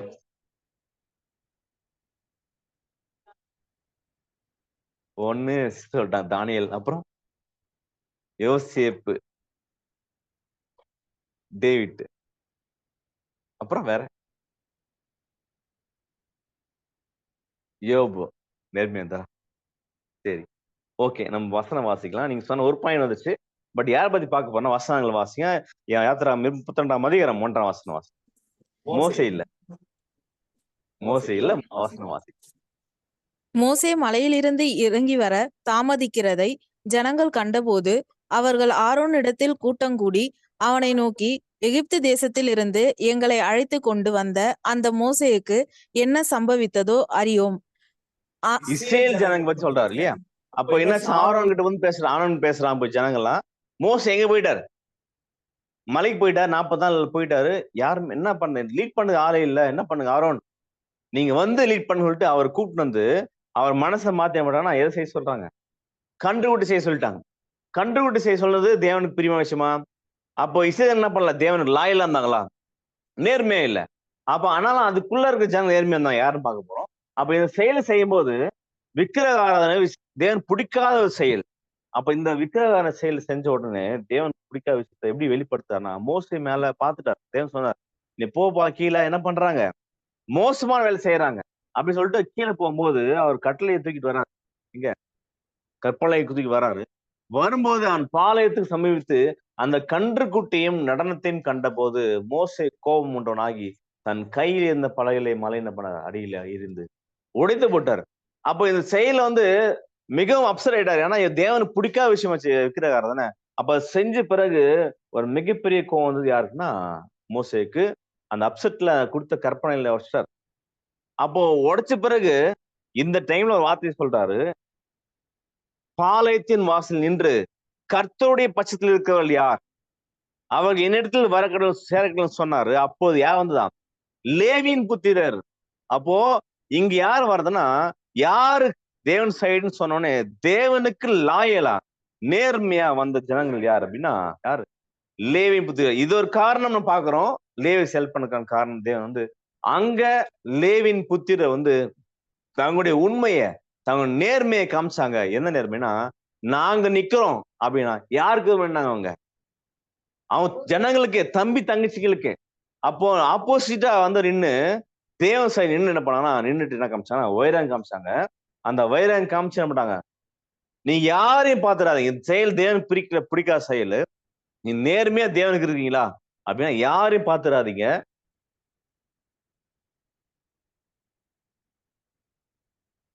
அப்ப யாரையும் பாத்துறாதீங்கன்னு சொல்லிட்டு தேவன் கட்டளை கொடுக்குறாரு. கட்டளை கொடுத்தோடனே வாசிங்க சிஸ்டர் 32:27. அவன் அவர்களை நோக்கி, உங்களில் ஒவ்வொருவனும் தன் பட்டயத்தை தன் அறையிலே கட்டிக்கொண்டு பாளையமெங்கும் உள்ளும் புறமும் வாசலுக்கும் வாசல் போய் ஒவ்வொருவனும் தன் தன் சகோதரனையும் ஒவ்வொருவனும் தன் தன் சிநேகிதனையும் ஒவ்வொருவனும் தன் தன் அயலானையும் கொன்று போட கடவன் என்று இஸ்ரவேலின் தேவனாகிய கர்த்தர் என்ன சொல்றாரு? சொல்லுகிறார் என்றார். ஒவ்வொருவனும் தன் தன் சகோதரனை, ஒவ்வொன்றும் தன் தன் சிநேகிதர். அப்ப யாரையும் விட்டுறாதீங்க. ஏன்னா இது யாருக்கு லாயலா இருக்கிறது? அப்ப தேவன் மிக முக்கியமா லாயல். அது இறந்து எத்தனை தெரியுமா? அவன் 3000 பேர் சாகடிச்சிட்டாங்க. அவங்க சகோதரர்களே சாகடிச்சிட்டாங்க. எதனாலனா இந்த பாவம் பண்ணதுனால தேவன் சொல்றாரு லாயல். எனக்கு யார் லாயல் சொன்ன உடனே வந்து நிக்கிறாங்க. நின்னுட்டு நம்ம ஒரு மிகப்பெரிய விட்னஸ் பண்ண உடனே அதன்படி தேவன் இந்த லேவியர்களை கணக்குன்னு எடுத்துட்டார். அப்ப யோசிச்சு பாருங்க, இந்த லாயல்ட்டியில ஒரு மிகப்பெரிய தேவனுடைய உண்மை இருக்குது. பிடிச்சது தேவனுக்கு. அப்ப இந்த லாயல் இந்த கடைசி காலம் மிக முக்கியமான விஷயமா இருக்குது. அதே போல சகோதரி சொன்ன மாதிரி தானியேல் யோசிச்சு பாருங்க. அந்த கட்டளை கையெழுத்து போட்டதை பார்த்து என்ன பண்றாரு அவரு? பத்திரத்தை கையெழுத்து போட்டதை வைக்கப்பட்டது அறிந்த போதும் தன் வீட்டுக்குள்ள போய் தன் மேல் வீட்டு அறையில எப்பவுமே ரெகுலரா ப்ரே பண்ண மாட்டாரு. தேவனுக்கு லாயலா இருக்காரு. நீ என்னன்னா பண்ணி உயிரை திரும்ப எடுத்துக்கோ. ஆனா நான் யாருக்கு லாயலா எல்லாம் போக மாட்டேன். தேவனுக்கு உண்மையா இருக்குன்ற பாயிண்ட்ல தானியேல் தீர்க்கதரிசி எதிரி நாட்டுல அடிமையா இருக்கக்கூடிய கண்டிஷன் இருக்க டைம்ல அங்க ஒரு நல்ல நிலைமைக்கு போயிட்டு அங்கேயும் கூட பார்த்தோன்னா அவர் லாயலா யாருக்கு இருக்காரு? நேர்மையா தேவனுக்கு 3 வேலை ப்ரே பண்றாரு. அது மட்டும் இல்ல யாரு இருந்தாங்கன்னா அதோட விளைவுதான் தேவன் மிகப்பெரிய விஷயத்த பண்றாரு. சிங்கபியில பண்ற விஷயம். அது மட்டும் இல்ல, அவ மட்டும் லாயலா இல்லவே இல்ல. 3 ஃப்ரெண்ட்ஸ் லாயலா இருந்தாங்க. என்ன சொல்றாங்க வாசனம்? நான் ஆராதிக்கிற எங்கள் தேவன் எங்களை தப்பிக்க வல்லரா இருக்கார். அந்த எந்த மாற்று கருத்தும் இல்ல. அவருடைய எரிகிற அக்கினிக்கும் ராஜாவாகிய உம்முடைய கை நீங்களாகி விடுவார். விடுவிக்காமல் போனா கூட என்ன பண்ண முடியாது.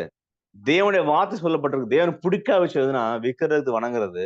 நீங்க தேவனே வந்து கைவிட்டா கூட விடுவிக்க போனா கூட நாங்க இந்த பொற்சிலைய வணங்க மாட்டோம்னு உனக்கு தெரிஞ்சுக்கோ. அப்படி யாரு கை நீட்டி சொல்றாங்க? ராஜா முன்னாடி கை நீட்டி உனக்கு தெரிஞ்சுக்கோன்னு சொல்ற அளவுக்கு பண்றானா, அந்த அளவுக்கு யாருக்கு லாயல் இருந்திருக்காங்கன்னா தேவனுக்கு லாயல். அப்போ இந்த லாயல்ட்டியுடைய ரிசல்ட் தேவன் கொடுக்குறாரு இல்லையா? யோசிச்சு பாருங்க. இஸ்ரேல் லேவியர்கள் லாயல்ட்டி காமிச்சாங்க. தேவன் சூஸ் பண்ணிட்டாரு அப்படியே. எதுக்கு? ஆசாரியம் பண்றதுக்கு. நான் என்ன பண்றேன்னா ஃபர்ஸ்ட் பன் பதிலா எடுத்துக்கிற லேவியர்களை. அப்ப அந்த விட்னஸ் தேவன் காமிக்கிறார், அந்த ரிசல்ட் காமிக்கிறார். செகண்ட் வந்து தானியேல் தீர்க்கதரிசி அந்த விஷயத்தை வெளிப்படுத்தி காமிச்ச லாயல்ட்டிய தேவன் இன்னி வரையிலும் மிகப்பெரிய விட்னஸ் வச்சிருக்காரு.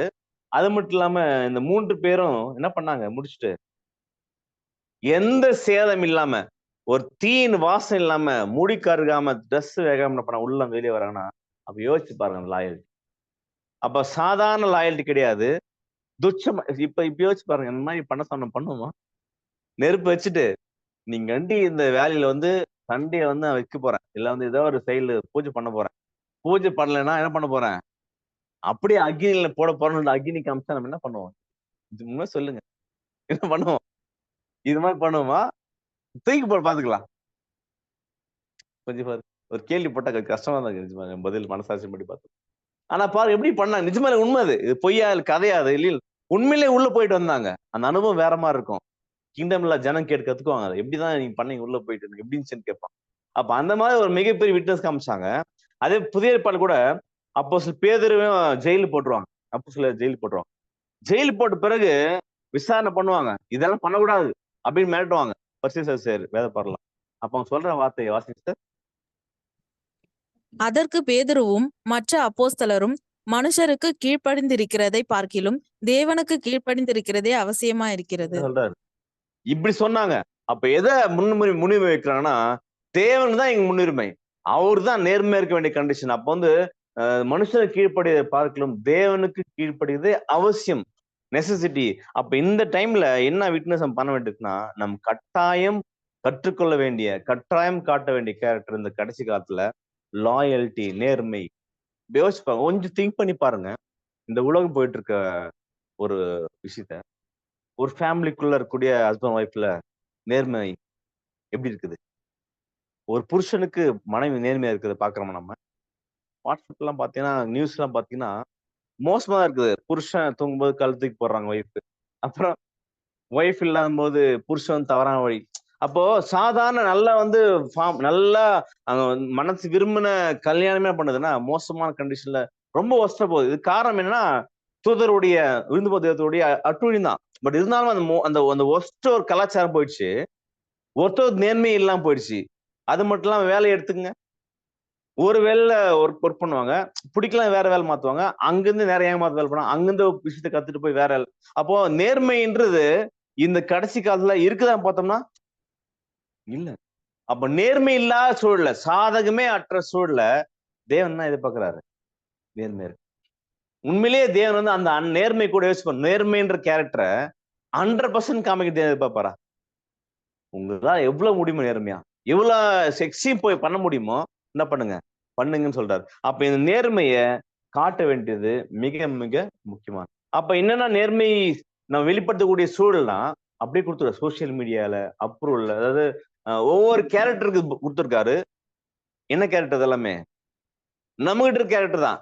விக்கிரகாரன் கேரக்டர் தான். அப்ப இது எல்லா விஷயத்திலயுமே இன்வால்வ் ஆகாம, நம்ம நேர்மையா இருந்தோம்னா, நம்ம சுயமா இருக்கக்கூடிய பிரைட்ல இருந்து, அப்ப சுயநலமா இருக்கக்கூடிய ஆசை எல்லாத்துலயும் இருக்கிற எல்லா விஷயத்தையும் நம்ம வந்து கண்ட்ரோல் பண்ணிட்டு, நம்ம எல்லாத்துலயும் தேவனுக்கு பிரியமா இருக்கணும்னா, நேர்மையா இருக்கணும் சாதாரண விஷயம் கிடையாது. அப்படிப்பட்ட சூழல்ல அப்போஸ்தலர் பவுல் எல்லாமே நிறைய பேர் இருக்கிறாங்க. இப்படிப்பட்ட சூழல்ல நம்ம என்ன செய்யணும்னா, அந்த பர்சனாலிட்டியை காத்துக்கொள்ளணும். எதுக்குன்னா, தேவனுக்கு பிரியமா இருக்கக்கூடிய விஷயம் தான். அது மிகப்பெரிய டெஸ்ட் இருக்குது இந்த கடைசி காலத்துல. லாயல்டி டெஸ்ட் இருக்குது. நம்ம தேவனுக்கு பிரியமா நடக்கிற விஷயங்கள், எக்லிஷியால தனிப்பட்ட லைஃப்ல ஒரு ஃபேமிலியா இருக்கமா? ஃபர்ஸ்ட் தனிப்பட்ட விதத்துல நம்மள லாயல்டி காமிக்கணும். நம்ம இண்டிவிஜுவல் தேவனுக்கு அர்ப்பணிச்சிருக்கிறோம். நம்ம தேவனோட லாயலா இருக்கோமா? நம்ம ஃபேமிலி லாயலா இருக்கோமா? ஒருத்தருக்கு ஒருத்தர். நம்ம சகோதரி லாயலா இருக்கோமா? ஒர்க் பண்ண இடத்துல. இது எல்லாம் சேர்ந்து ஒரு ஒரு சகோதரன், சகோதரியோ லாயல்ட்டியா இருக்கிறாங்கன்னா, லாயல் டெஸ்ட்ல கரெக்ட்டா இருக்கிறாங்கன்னா, தேவனுக்கு புடிச்ச கேரக்டர் இருக்கிறார். இது சிம்பிளா இயேசு எடுத்துக்கங்களேன். 3 நிலை மாறினார். தூதனா இருந்தாரு. அப்புறம் மனுஷன் வந்தாரு. இப்போ மகிமையில இருக்காரு. லாயலா இருந்தாரு இல்லைங்களா? இயேசு கிறிஸ்துக்கு எவ்வளவு வருஷம் வேலை செஞ்சுட்டே இருந்தாரு. எல்லாத்துலயும் உண்மையா, நேர்மையா இருந்தாரு. அவருடைய பரிசு தேவன் கொடுத்தாரு. லாயலா இருக்குல்ல, என்ன பண்ணு? உனக்கு நெக்ஸ்ட் ப்ரமோஷன் குடுக்குறேன். எங்க போ? பூமிக்கு போ. என் லாயலா நீ இங்க சாதகமான சூழ்நிலை மேல பரலோகத்துக்கு ஈஸி பண்ணிடுவ. எங்க காமிச்சு எனக்கு லாயலா இரு. பூமிக்கு வா. பூமிக்கு வந்து பாவத்தோட ஜனங்கள் மத்தியில வாழு. வாழ்ந்துட்டு இங்க லாயலா இருக்கான்னு செக் பண்ணாரு. அங்கே எப்படிதான் இருந்தாரு இயேசு? லாயலா இருந்தாரு. அந்த லாயல் நேர்மைக்கே ஒரு பரிசு என்னது? மகிமை கொண்டு போயிட்டாரு. அங்கேயும் கிறிஸ்து சொல்றாரு. எல்லாத்தையும் 1000 வருஷம் முடிச்சுட்டு, தேவன்கிட்ட பாதத்துல போய் நம்ம வச்சுட்டு, தேவனே நான் எப்பவுமே உன் லாயல் தான். இனிமேல் நாம என்ன பண்றேன்? வரக்கூடிய விஷயத்துக்கும் நான் என்ன பண்றேன்? உமக்கு கீழ்ப்படின்னு தேவன்ட்ட எல்லாத்தையும் அர்ப்பணிச்சுட்டு, அத பிறகு 1000 இயர்ஸ் முடிஞ்ச பிறகு எல்லாவற்றையும் குடுத்தவர்ட்ட அவர் பாதத்துக்கே போயிட்டு, தேவனே நான் உமக்கு அண்டர் தான் என்ன இருந்தாலுமே அப்படின்னு கீழ்ப்படிஞ்சுட்டு அங்க என்ன பண்ண போறாரு தேவன்? இயேசு கிறிஸ்து. லாயலா இருப்பார். அப்ப யோசிச்சு பாருங்க மாஸ்டருடைய மணவாளனுடைய கேரக்டர. அப்ப இந்த கேரக்டர் யாருக்கு கண்டிப்பா தேவை? கடைசி காலம் ஏன் இந்த வார்த்தைய சொல்றேன்னா, பிரதர் ரசூல் பிரதர் எழுதும்போது, இந்த லாயல்டின்ற வார்த்தைய மென்ஷன் பண்ணி இருப்பாங்க. ஏன்னா, இந்த நேர்மை தான் மிக முக்கியமான வார்த்தை நம்ம லைஃப்ல. அத மிஸ் பண்ணோம்னா தேவன் என்ன பண்ணல புடிக்காது. ஏன்னா, ஒரு பசுமை எருமைய வாசிப்போம். ஒரு மணவாட்டி மணவாள் நேர்மை இல்லாம போலாமா? ஓசியால வாசிப்போம். தேவன் வந்து ஹஸ்பண்டா வந்துட்டு இஸ்ரவேல்ல சொல்லுவார். நீ வந்து அநேக நேசத்தோட போயிட்ட. இருந்தாலும் பரவால்ல. நீ நேர்மையிலான பரவால்ல. கூப்பிட்டு நேர்மையா மாறதுக்கு தேவன் அழைச்சிருக்கார். அப்ப அந்த மாதிரி நம்ம நிலைமை இருக்குது. நம்மளும் நேர்மை இல்லாம இருக்கிறோம் வாழ்க்கையில. பட் அந்த மாரி இருந்த வாழ்க்கைய தேவனுக்கு நேர்மையா மாத்தக்கூடிய விஷயத்த பண்ண தேவன் பிடிச்ச மாதிரி அவரோட நெருங்கி போகக்கூடிய வாய்ப்பு கொடுத்துருக்காரு. அப்ப நம்ம பண்ண வேண்டிய மிக முக்கியமான விஷயம், முதல் விஷயம் என்னன்னா, நேர்மை தவறாம இருக்குது. லாயல்ட்டி முக்கியம். 2வது விஷயம் டிசிப்ளைன். அதாவது ஒழுக்கம், ஒழுங்குமுறை கடைபிடித்தல். இந்த 2 விஷயமே மிக முக்கியம் கடைசி காலத்துல. யோசிச்சு பாருங்க, டிசிப்ளின்ன்ற வார்த்தையை நம்ம ஈஸியான வார்த்தை, கேள்விப்பட்டிருக்க வார்த்தை தான். அந்த டிசிப்ளினா நம்ம குழந்தை இல்ல என்ன பண்ணணும்? நம்ம அடுத்த நிமிஷமே எவ்வளவு டிசிப்ளின் பண்றோம் அந்த குழந்தைய வர்றதுக்கு, எவ்வளவு கடிந்து கொள்றோம், டெஸ்ட் பண்றோம், சிவியரா பண்றாங்கள கரெக்ஷன் பண்றோம் இல்லையா? எதுக்காக? நீ நேர்மையா இருக்கணும் எங்க போனாலும். அப்ப இங்க பாரு, வாஷிங் சிஸ்டம் நேர்மை என்ன சொல்றப்ப, the practice of training your mind and body so that you control your action and obey rules. அப்போ நம்முடைய ட்ரைனிங் ஆக்சுவலா நம்முடைய மனசையும் உடலையும் ட்ரெயின் பண்ற எதுனா டிசிப்ளின் கொண்டு வா. ஏன்னா அது this means making our bodies are bless to what our mind. நம்ம மைண்ட் சொல்ற மாதிரி கேட்கணும், நம்முடைய பாடி கேட்கணும். பட் கொஞ்சம் ரிவர்ஸ் ஆச்சுன்னா பிரச்சனை. சப்போஸ் மைண்ட் தான் கண்ட்ரோல், அந்த கண்ட்ரோல் எது மாதிரி உடம்பு செயல்னு வச்சுக்கலாம், என்ன ஆயிடும்? ரிவர்ஸ் ப்ராசஸ் ஆயிடும் இல்லைங்களா? அப்ப நம்முடைய உடலையும் செயலும் நம்ம மனதால் கட்டுப்படுத்தல். இப்ப நடைபெறும் செயல் தான் ஒழுங்குமுறை. அப்போ ஒரு மைண்டுக்கு உடம்பு கீழ்ப்படிணும். இதுதான் வந்து ஒரு டிசிப்ளின் இல்ல.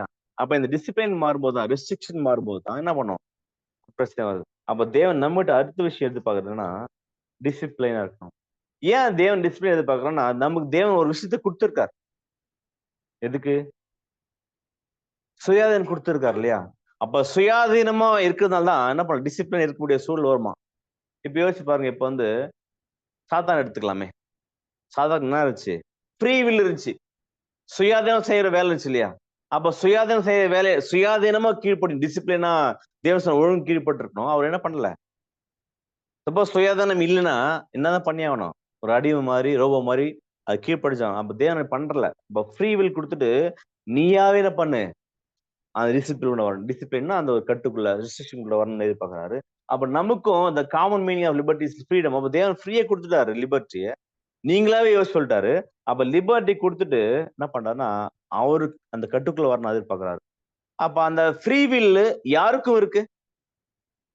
நமக்கு இருக்கு. யாருக்கும் இருக்கு? தேவனுக்கும் இருக்கு இல்லையா? அப்ப தேவன் வந்து இந்த மாதிரி ரெஸ்ட்ரிக்ஷனா டிசிப்ளினா இருக்காரா?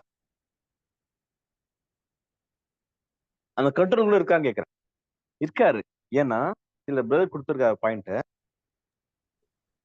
தேவன் what makes God's power so meaningful. ஏன் தேவன் வந்து வல்லமையுள்ளவரா அப்படின்னு பாக்குற நிறைய விஷயத்த பாக்குற கேரக்டர்ல எப்படி இருக்காருன்னா, அவரும் டிசிப்ளினா இருக்காரு. எந்த விஷயத்துல? Express himself within. அவர் வந்து அவரோட ஒரு லிமிட் இருக்குல்ல, அதை தாண்டி வெளிப்படுத்த முடியாது அவரால. என்னன்னா he will not deny himself. தேவன் தன்னைத்தானே மறுதலுக்கு முடியுமா? தேவனை பொய் சொல்ல முடியுமா? முடியாது. அவர் அந்த விஷயம் டிசிப்ளினா இருக்கிறார். அவர்ல enters into and keeps covenant. அப்ப தேவன் வந்து ஒரு ப்ராமிஸ் பண்ணிட்டா வச்சுக்கலாம் ஒருத்தர்கிட்ட, அந்த ப்ராமிஸ் மீறி அவர் வந்து வெளியே போக மாட்டார். ப்ராமிஸ் கரெக்டா அவர் பண்ணுவார். அப்ப தேவன் சார்பா ஒவ்வொரு விஷயம் அவர் லிமிட் தாண்டி தேவன் போறதே கிடையாது. அவர் டிசிப்ளின் கால். நம்ம சொல்லல ஒழுங்குக்கெல்லாம் தேவன் இல்லையா அவரு? அப்ப அவருடைய பிள்ளைகள் நம்ம யாரு? நம்மதான் இல்லைங்களா? நீங்க அந்த ஒழுங்கு தேவன் வந்து லிமிட்குள்ள ஒரு ரெஸ்ட்ரிக்ஷனுக்குள்ள எல்லாத்தையும் வச்சிருக்கான்றத எப்படி பார்க்கலாம்? அவர் படைப்பு பார்க்கலாம். ஒரு படைப்பு என்ன படைப்பு? உதாரணத்துக்கு சொல்றாரு பிரதர். யோபு 38:10 ஒரு உதாரணம் கொடுக்குறாரு. ஒரு கடல்ல பாக்குற, போய் கடல் நின்னு பாருங்க. நின்னு பார்த்துட்டு ஒரு விஷயத்தை தேவன் டிசிப்ளின் பண்ணி இருக்காராம், ஒரு ஒழுங்குக்குள் கொண்டு இருக்காராம். என்ன சொல்றாரா? வாசிங்க சிஸ்டர். நான் அதற்கு எல்லையை குறித்து அதற்கு தாழ்பால்களையும் கதவுகளையும் போட்டு, இம்மட்டும் வா, மிஞ்சி வராதே, உன் அலைகளின் பெருமை இங்கே அடங்க கடவது என்று. இப்ப உதாரணத்துக்கு அந்த டிசிப்ளின் பண்ணிருக்காரு தேவன். ஒரு அலையை வந்து என்ன பண்ணும்? கரையுடைய இங்கதான் வரணும் கொடுத்துருப்பாரு. அந்த கரையை தாண்டி வந்து என்ன ஆகும்? ஊருக்குள்ள வந்து அடிச்சுல சுனாமி வந்துச்சு பாத்தீங்களா? அப்ப தேவன் வந்து விட்டுருக்காரு வழியை, டோத் வந்து விட்டுருக்காரு. ஆனா தேவன் சொல்லிட்டா ஒண்ணு இருக்கு, காலங்காலம் என்ன கட்டளைனா, நீ இம்மட்டும் வா. உன் லிமிட் எங்குதான்? இங்குதான். அப்ப அந்த டிசிப்ளின் எது கீழ்படிச்சு நீ வரலாம்? இன்னி ஒரு நேச்சர் கீழ்படிச்சிட்டு இருக்குது. அந்த நேச்சர் வந்து ஒரு தேவனே நீ மிஞ்சி போன்னு சொன்னா அப்ப நான் வந்துரும். அப்படிதான் மிஞ்சி போன்னு சொன்னாரு. எங்க அங்க சொல்லியிருப்பாரு இல்லைங்களா? அப்ப அந்த மாதிரி தேவனுடைய கிரியேஷன்ல டிசிப்ளின் இருக்குது. உதாரணத்துக்கு நெக்ஸ்ட் சூரியன் எடுத்துக்கலாம், சந்திரன் எடுத்துக்கலாம். பூமிக்கும் சூரியன் ஒரு லிமிட் இருக்கு இல்லையா? அந்த சூரியன் வந்து கொஞ்சம் முன்னா வந்தானே நம்ம பூமி பஸ்வமாயிரும். கொஞ்சம் பின்னாடி போச்சுன்னா ஐஸ் ஆயிரும். கட்டியாயிரும். அப்ப தேவன் லிமிட் வச்சிருக்காரு. நீ சென்டரா இந்த பொசிஷன் தான் எர்த்துக்கு வேண்டிய, பூமிக்கு வேண்டிய காலநிலை கரெக்டா இருக்கும். அப்ப தேவன் என்ன பண்ண பிக்ஸ் பண்ணிருக்காரு, ஒரு லிமிட் டிசிப்ளின் பண்ணி வச்சிருக்காரு, ஒழுங்கு உட்படுத்திருக்காரு. அந்த ஒழுங்கு மீறி இன்னி வரல பண்ணல, அதை மீறி போயிட்டு இருக்குதா? இயற்கையை யோசிச்சு பாருங்க. எந்த இயற்கையிலுமே தேவன் சொன்ன கட்டளைய, தேவன் சொன்ன ஒழுங்க, அந்த டிசிப்ளின் இன்னி வரல மாறினது யார் மட்டும்தான்? அதான் மட்டும் தான் பண்ணாரு. இப்படி பண்ணா அதான் நான் பண்ணுவேன் அப்படின்னு ஏவாள் பண்ணாங்க. அப்ப தேவனுடைய ஒழுங்குமுறைக்கு அதை யோசிப்பாரு. இது வந்து முதல் ஏவாள் பண்ண மிஸ்டேக்கு. டிசிப்ளின் மீறி தேவன் கொடுத்தா தலை நீதான்ப்பா, உங்க சொல்லியிருக்கிறேன், உங்க ஒய்ஃப் எனக்கு பார்த்து சொல். அப்ப அந்த டிசிப்ளினை மீறி கொஞ்சம் ஏவாள் போனாங்க. அதே ஒரு கடைசியில 2ஆம் ஏவாள் கேட்கிறாரு, டிசிப்ளின் மாறி போயிட்டாங்க, நீ என்ன பண்ண? தலைக்கு கீழ்ப்படிஞ்சிரு. இயேசு சொல்ற வார்த்தை எப்படி கீழ்ப்படிஞ்சானா, எல்லா கிரியேஷன் கரெக்டா இருக்கும். எந்த கிரியேஷனாவது நம்ம டிசிப்ளின் மீறி இருக்குதா? அப்ப இந்த டிசிப்ளின் கேட்ட இந்த ஒழுக்கம், ஒழுங்குமுறைக்கு கீழ்ப்படுகிற விஷயம் வந்து தேவனுக்கு பிடிச்ச விஷயம், அவசியமான விஷயம் தான். இது எப்படி பார்க்கலாம்னா, நம்ம தேவன் கொடுத்த கட்டளை, பஸ்காட்டுக்குட்டி கட்டளையை நம்ம பார்க்கலாம். அந்த பஸ்காட்டுக்குட்டி செலக்ட் பண்றாருல, இப்ப சில வார்த்தை கொடு.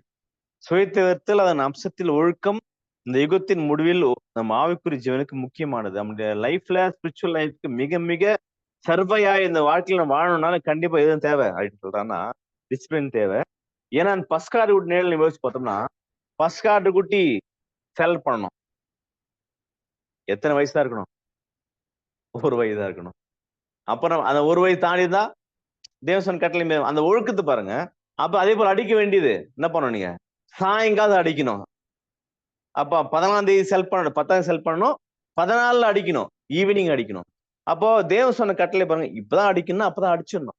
சப்போஸ் இவங்க வந்து கொஞ்சம் கேர்லெஸ்ஸா, ஒரு பரிபூர்ணமா ஒரு நல்ல ஆடை இல்லாம ஒரு கொஞ்சம் ஏழையா இருக்கானா, அவங்க கொஞ்சம் அடிப்பட்ட ஆடா வச்சிருந்தா என்ன இருக்கும்? முதல் செத்தது யாராதான் இருக்கணும்? அந்த ஃபேமிலியா தான் இருக்கும். அப்புறம் அடிக்கும்போது கூட 14 நைட்டு ஈவினிங் அடி சொன்னா மதியமா அடிச்சிருந்தா, இல்ல அடிச்சு நெல்லைக்கால் எல்லாத்தையும் முடிச்சுட்டாங்க, நெல்லைக்கால பூசல் பெட் விட்டு இருந்தா, அந்த ஒழுக்கத்தை கடைபிடிக்காம இருந்தா, ஒழுங்குமுறை கடைபிடிக்காம இருந்தா என்ன ஆயிருக்கும்? ஏதாவது ஒரு செயல, ஒரு ஒழுக்கத்தை மாத்தி பண்ணியிருந்தா, அந்த ஒழுக்கத்துடைய ஒழுக்க இன்மையின் விளைவு என்ன பண்ணா, டோட்டலா அவங்க உயிரே போயிட்டு இருக்கும், லைஃபே காலி ஆயிடும். அப்ப யோசிச்சு பாருங்க அவங்களுடைய கண்டிஷன். அப்போ தேவன் வந்து எல்லாத்தையும் தேவன் வந்து அவர் சொன்னா அதை செஞ்சுட்டோம்னு வச்சுங்களேன், டிசிப்ளின் அந்த ஒழுக்கத்துக்குள்ள வந்துட்டோம்னா தேவன் சூப்பரா கொண்டு போயிடும். மிகப்பெரிய விடுதலையை ஃபாலோ பண்ண வேண்டி கிடைச்சிச்சு. அப்ப நமக்கும் பரமகாரனுக்குள்ள போகணும்னா தேவன் கொடுத்திருக்க மிகப்பெரிய டிசிப்ளின் நமக்கு ஃபாலோ பண்ணணும். ஃபர்ஸ்ட் லாயல்ட்டி, டிசிப்ளின் பண்ணணும். அது மட்டும் இல்லாம நமக்கு இந்த ஆவிக்குரிய வாழ்க்கையில சுயத்தை வெறுக்கிறதுல நம்ம பண்ணோம். மிக முக்கியமா அவர் அம்சத்தை புரிஞ்சுட்டு ஒழுக்கத்துக்குள்ள கடைகள் பிடிச்சாதான் நம்மளோட ஜீவனுக்குள்ள போற வாய்ப்பு கிடைக்கும். ஏன்னா நிறைய விஷயம் கொடுத்திருக்காரு. என்ன விஷயம்னா, உதாரணம் கொடுத்திருக்காரு பிரதர். மத்திய 5:29 உன் கண்ணீருக்கு என்ன பண்ணு, உத்திரத்தை பாரு, உன் சகோதர கண்ணுகிற துரும்ப பாத்துறாத. இது ஒரு டிசிப்ளினா இல்லையா? ஏன் சொல்லியிருப்பாரு இயேசு கிறிஸ்து? நீ அங்கேயே பார்த்துதான் என்ன ஆயிடும்? உன்னுடைய அழைப்பு தெரிந்து விட்டுருப்பா, நீ உந்த முதல்ல பாரு. இது ஒழுக்கம், சுய ஒழுக்கம் தான். அப்ப இந்த மாதிரி நிறைய விஷயம் கொடுத்திருப்பாரு. அதே போல எபிரேயர் வாசிக்கலாம், எபிரேயர் 11:24 மோசேவை பத்தி சொல்றாரு பாருங்க. விசுவாசத்தினாலே மோசே தான் பெரியவனான போது பார்வோனுடைய குமாரத்தியின் மகன் எண்ணப்படுவதை வெறுத்து அனி என்னது? அநித்தியமான பாவ சந்தோஷத்தை பாவ சந்தோ சந்தோஷங்களை பாவ சந்தோஷங்களை அனுபவிப்பதை பார்க்கிலும் தேவனுடைய ஜனங்களோடு துன்பத்தை அனுபவிப்பதையே எப்படி டிசிப்ளின் பண்ணிருக்காரு பாருங்க. அவர் எல்லாத்தையும் என்ஜாய் பண்ண ஆசைப்படல. என்ன பண்றாரா? அது எல்லாத்த விட நான் எது விரும்புறேன், அவர் டிசிப்ளின் பண்றாரு. அநித்தியமான பாவ சந்தோஷங்களை அனுபவிக்கதான் விட்டுட்டு எதை பாக்குறாரா? கிறிஸ்துவின் பிள்ளைகளோட துன்பத்தை அனுபவிக்கிறேன். அப்ப டிசிப்ளின் பண்றாரு. எனக்கு இதுதான் தேவை, இதுதான் பண்ண சொல்லிட்டு அவர் கரெக்டா தன்னை ஒழுக்க முறையில இதை பண்ண நம்ம முடியாது சொல்லிட்டு அவர் ஃபாலோ பண்றதுன்னா, இந்த சந்தோஷங்கள்லாம் வேஸ்ட், எதை ஃபாலோ பண்றேன்? அப்ப அவருடைய நோக்கத்தை மாத்தி பண்ணிருக்காரு. அதை மட்டும் கீழே வாசித்து 26ஆம் வசனம். இனிவரும் பலன் மேல் நோக்கமாயிருந்து எகிப்தில் உள்ள பொக்கிஷங்களிலும் கிறிஸ்துவ நிமித்தம் வரும் நிந்தையை அதிக பாக்கியம் என்று எண்ணானார். இதுதான் வந்து அவர் பண்ண டிசிப்ளின். அப்ப அவர் வந்து எல்லாத்தையும் என்ஜாய் பண்ண வாய்ப்பு இருந்துச்சு. யாருக்கு? மோசேக்கு. அரண்மனையில சூப்பரா வளர்ந்துருக்கலாம். ஏன் அரண்மனை விட்டு போன அவரு? அப்ப அவரை தேவன் டிசிப்ளின் பண்றது கூட்டிட்டு போறாரு. டிசிப்ளின் அந்த ஒழுக்கத்துக்கு கொண்டு வந்துட்டு உள்ள வந்த பிறகு அவர் வந்து துன்பம் யாருக்கு அனுபவிக்கணும்? ஜனங்களும் சேர்ந்து துன்பம். நம்ம சந்தோஷமா பெரிய விஷயமே கிடையாது. அப்ப எல்லாரும் சேர்ந்து கஷ்டப்படுன்ற விஷயத்த அவர் டிசிப்ளின் பண்ணி உள்ள போயிட்டு ஒரு மிகப்பெரிய துன்பத்தை அனுபவிச்சுட்டு வெளியே வர்றாருன்னா அந்த ஒரு விஷயத்த பண்ணாரு. அது மட்டும் இல்லாம பண்ண வேண்டியது என்னன்னா இந்த பூமிக்கு விஷயத்த பண்ண வேண்டியது இல்ல. என்ன பண்ண சொல்றா ரிவார்டுக்கு எதுனா ரிவார்ட்னா சொல்ற அவசியம். மார்க் 10:29 அதற்கு இயேசு பிரதியுத்தரமாக, என் நிமித்தமாகவும் டிசிப்ளின் பண்ணணும். எப்படி டிசிப்ளின் பண்ணா கிறிஸ்துக்காக வாசிங்க sister. சுவிசேஷ அவருடைய நிமித்தமாகவும் வார்த்தைக்காக வீட்டையாவது வீட்டையாவது, ம், சகோதரனையாவது, சகோதரிகளையாவது, தகப்பனையாவது, தாயையாவது, மனைவியையாவது, பிள்ளைகளையாவது, நிலங்களையாவது விட்டவன் எவனும் டிசிப்ளின் ஒழுக்கத்துக்குள்ள இதெல்லாம் பண்ணாம இருந்தா எது கிடைக்குமா? இப்பொழுது இப்- இம்மையிலே துன்பங்களோடு கூட நூறுத்தனையாக வீடுகளையும் சகோதரையும் சகோதரிகளையும் தாய்களையும் பிள்ளைகளையும் நிலங்களையும் மறுமையிலே நித்திய ஜீவனையும் அடைவான் என்று மேகு. அப்ப எப்படி டிசிப்ளின் பண்ணணும்னா இந்த பூமிக்குரிய விஷயத்துல பண்ணும். கிறிஸ்துக்காக நம்ம விட்டோம்னா பரத்துக்குரிய விஷயத்தையும் கொடுப்பாரு. பரத்துக்குரிய விஷயம் மட்டும் இல்ல, கீழே வாசிங்க இப்பொழுது இம்மையிலே. இப்போது இம்மையில தேவன் ஃபியூச்சர் கொடுக்க கிடையாது, இப்பயே கொடுக்குறாரா. உதாரணத்துக்கு நம்ம ட்ரூத்துக்குள்ள வரவங்க சப்போஸ் ஒரு ஃபேமிலில 10 பேர் இருக்காங்கன்னா 10 பேர் அப்போஸ் வந்திருப்பாங்க ட்ரூத்துக்கு. அந்த 10 பேர் யாருன்னா அவங்க அப்பா அம்மா இருப்பாங்க, தங்கச்சி தங்கச்சி தம்பிங்க அண்ணாங்கள இருப்பாங்க. விட்டு வந்துட்டாங்க ட்ரூத்ல. பட் தேவன் சொல்றாரு நீ விட்டு வந்துட்டீங்களா உங்களுக்கு மறுமையில கொடுக்கணும்னு சொல்லல, இம்மையிலே கொடுப்பேன். அந்த சகோதரர் மாதிரி 100% சகோதரர் கொடுப்பாரு. எது பார்த்திருக்கீங்களா இல்லையா? உள்ள என்டர் ஆன உடனே அவங்கள விட அதிக அன்பா உள்ளவளா அதிக பாசம் உள்ளவளா தேவன் பண்ண கொடுத்திருக்காரு இல்லையா? அப்ப ஒவ்வொருத்தருமே இம்மையில துன்பம் இருந்தா கூட அதுல தூரத்தனியா கிடைக்கும். எப்பனா இப்பயே கொடுப்பாரு. சகோதரர் வீடுகளை சகோதரிகளை தாய்களை மென்ஷன் பண்றாரு. சப்போஸ் தாய் விட்டு வரீங்களா அநேக தாய் இருக்காங்க தேவனுடைய வாசம். அப்ப அந்த மாதிரி மறுமையிலே இதெல்லாம் மறுமையிலே நித்திய ஜீவன். அப்ப தேவனுடைய பிள்ளைகளுக்கு தேவன் எதையும் குறை வைக்கிறது இல்லை. தேவனுக்காக எதை விடுறோமோ தேவன் அந்த மிகப்பெரியதான ஒரு செயல தேவன் எதை கொடுத்தோமோ அது தேவன் கொடுத்து அதாவது நம்ம திருப்திப்படுத்துறாரு. அப்ப நம்ம என்ன புரிஞ்சுக்கலாம் தேவன் சார்பா அவருக்காக நம்ம டிசிப்ளினோட வாழ்ந்தோம்னா ஒழுக்க நெறிமுறைகளை ஃபாலோ பண்ணும்போது தேவன் விரும்புறாரு. அது கடைசிகள் எதிர்பார்க்கிறாரு. அது மட்டும் இல்லாம பவுல் சொல்றாரு. அப்ப அப்போஸ்தலன் பவுல் கூட நானும் டிசிப்ளின் பண்ணிட்டேன். இங்க கவனிக்கலாம். வசனம் வாசிங்க சார். 1 கொரிந்தியர் 9:27. மற்றவர்களுக்கு பிரசங்கம் பண்ணுகிற நான் தானே ஆகாதவனாய் போகாதபடிக்கு என் சரீரத்தை ஒடுக்கி கீழ்ப்படுத்துகிறேன். நம்ம கவனிக்கலாம். அவங்க பார்த்துட்டோம். மற்றவர்களுக்கு பிரசங்கம் பண்ணுகிற அப்படின்னு அர்த்தம் என்ன அர்த்தம் நீங்க சொல்லணும். அப்புறம் நம்ம போதிக்கிற ஒருத்தருக்கு ஒரு விஷயம் சொல்ற வச்சுக்க இது பண்ணாதப்பா, இப்படி பொய் சொல்லாத, இது இப்படி பண்ணாத அப்படின்னு சொல்ற நம்ம மற்றவர்கள் பிரசங்கம் பண்ண நான் தானே ஆகாதவனாய் போகாதபடிக்கு என் சரீரத்தை ஒடுக்கி கீழ்ப்படுது. ஐ டிசிப்ளைன் மை பாடி அப்படின்னு அர்த்தம். நான் ஒழுக்கத்துக்குள்ள கொண்டு வரேன். ஏன்னா நான் ஒரு விஷயத்த சொல்றேன்னா அந்த விஷயத்த என்ன பண்ண நான் கடைபிடிச்சிருக்கணும் இல்லையா? அப்ப அப்போஸ்தலன் பவுல் சொல்றாரு நான் சும்மா சொல்ல மாட்டேன், நான் என்ன பண்றேன் அந்த விஷயத்த கடைபிடிச்சிட்டு பண்ண போறேன். அப்ப நம்ம டெய்லி பண்ண வேண்டிய வேலைன்னா நம்முடைய பாடிய நம்முடைய சிந்தனைகளை அப்படியே அதிர்ஷ்டத்துக்கு விட்டுலாமா? ஒரு தவறான விஷயத்தை யோசிக்கிறோம் வச்சுங்களேன், அப்படியே விட்டோம்னா என்னது டிசிப்ளின் பண்ணோம். நீ இந்த மாதிரி யோசிக்க கூடாது, தப்பு, இது வசனம் சொல்லுது அப்படின்னு ஈவில் ஸ்பீக்ல இருந்து நம்ம ஒரு சகோதரர் பத்தி பேசுறதுல இருந்து எல்லாம் பண்ணலாம், நம்ம திங்க் பண்ணலாம். சகோதரர் பத்தி தவறா யோசிக்கிறதுல திங்க் பண்ணலாம். அப்ப இது எல்லாத்துலயுமே நம்முடைய பாடி நம்முடைய சிந்தனைகளை நம்ம எண்ணத்தை பண்ணோம் டிசிப்ளின் ஒழுக்கத்துக்கு கொண்டு வரணும். அப்படி ஒழுக்கத்துக்கு கொண்டு வந்தாதான் அவர் மிகப்பெரிய தேவனுடைய பிளஸிங் வாங்க முடியும். அப்ப அப்போஸ்தலன் பவுல் சொல்றாரு நான் என்னுடைய பாடிய டிசிப்ளின் பண்ண எப்படின்னா மனசை கண்ட்ரோல் பண்ணிட்டு என் உடம்பு கண்ட்ரோல் பண்றாரு. அப்ப இந்த விஷயத்த பண்ணணும். அது மட்டும் இல்லாம வசனம் வாசிங்க. 33 வசனம். அப்பொழுது மோசே தேவனை நோக்கி பார்வோனிடத்துக்கு போகவும் இஸ்ரவேல் புத்திரரை எகிப்திலிருந்து அழைத்து வரவும் நான் எம்மாத்திரம் என்றான். யோசிச்சு பாருங்க. இவரை பத்தி யோசிக்கும் போது மோசே பத்தி யோசிக்கும் போது அவருடைய கேரக்டர் எப்படி இருந்துச்சு? டிஃப்ரெண்டா கேரக்டர். ஆனா சொல்றாரு நான் தேவனை இந்த செயலை சேர்த்தேன் ஏமாத்திரம். நம்மளும் சொல்ற மாதிரி இருக்குது. நம்மளுடைய அழைப்புகளை போயிட்டு தேவனுடைய பிள்ளைகளை லீட் பண்றதோ அல்லது தேவனுடைய பிள்ளைகளுடைய கூட போறதோ நம்ம கேட்கிற விஷயம் தேவனை நம்ம நம்முடைய அழைப்புகள் வரதுக்கு நான் என்ன பண்றேன்? ஒண்ணுமே இல்லை தேவனை நீங்க அழைத்திருக்க அழைப்பு தெரிந்து கொள்ள பார்க்கும்போது நான் அந்த அழைப்புக்கு தகுதி உள்ள பர்சனா இல்ல அப்படின்னு இருந்தா கூட தேவன் சொல்றாரு நீ அழைப்புக்குள்ள வரணுமா ஆசைப்படுறியா இந்த விஷயத்த பண்ணுன்னு சொல்றாரு. அப்ப நம்மள அழைத்திருக்க அழைப்பு சாதாரண அழைப்பு கிடையாது, ஒரு மிகப்பெரிய அழைப்பு. இன்விடேஷன் கொடுத்துருக்கா நமக்கு. அப்ப நம்ம அவருடைய டிசிப்ளின் போனா நம்முடைய நம்ம விருப்பத்தையும் நம்முடைய செயலையும் எந்த எக்ஸ்கியூஸ் சொல்லாம எந்த ஆல்டர் பண்ணாம என்ன பண்ணணும், தேவன்ட்ட அப்படியே அர்ப்பணிக்கணும். தேவனே, மோசே கூப்பிடுறாருல, என்ன சொல்றாரு? நான் திக்குவாயும் மந்தனாவும்.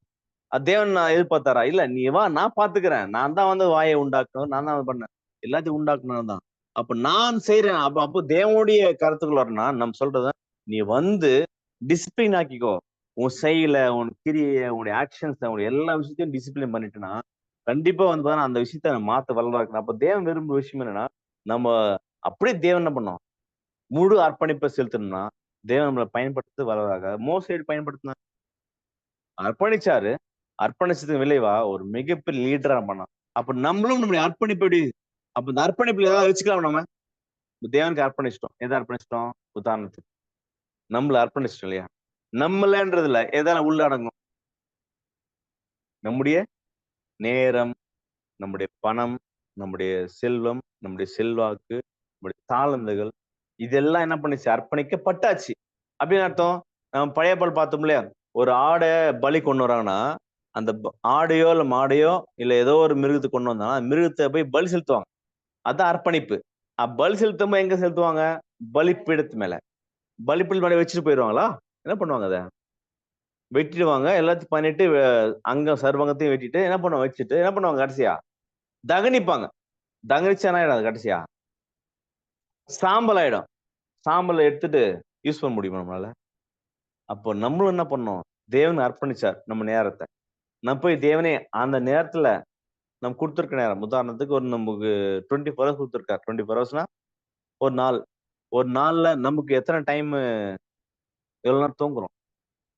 8 மணி நேரம். எவ்வளவு நேரம் ஆபீஸ் போறோம்? 8 மணி நேரம். 16 மணி நேரம் போச்சு. காலை கடன்ல ரெஃப்ரெஷ் பண்றதெல்லாம் ஒரு 4 மணி நேரம் போட்டுக்கலாம். எவ்வளவு ஆயிடுச்சு? 8 8 16 20 மணி நேரம் ஆயிடுச்சு. இன்னும் நமக்கு இருக்குது எத்தன மணி நேரம் தான்? 4 மணி நேரம் தான் நமக்கு வச்சிருக்கிறோம். அந்த 4 மணி நேரம் யாருக்காக வச்சிருக்கிறோம்?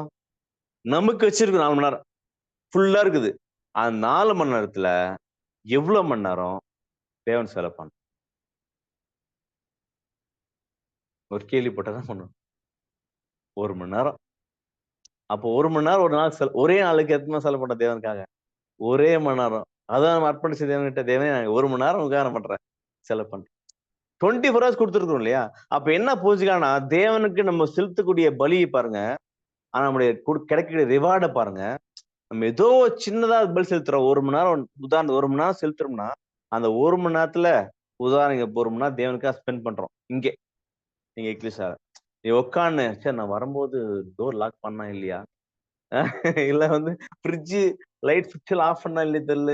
அப்புறம் இது டைம் வரேன்னு சொன்னா, ஒருத்தன் வரேன்னு சொன்னா, அப்படி திங்க் பண்ணி உட்காந்துருந்தேன். அது 1 மணி நேரம் என்ன பண்ணல முழுசா. இல்ல.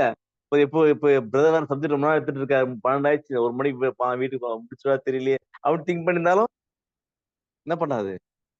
அப்ப அது முழுமையா அந்த 1 மணி நேரம் முழுமையா செலுத்த முடியல பாத்தீங்களா? அப்ப இதான் நமக்கான டெஸ்ட் என்னன்னா, இந்த 1 மணி நேரத்துக்கு நம்மளுக்கு டிசிப்ளின் பண்ணி உட்கார வைக்க முடியல பாத்தீங்களா? இதுதான் உலகத்தோட நேச்சர் போயிட்டு இருக்கு.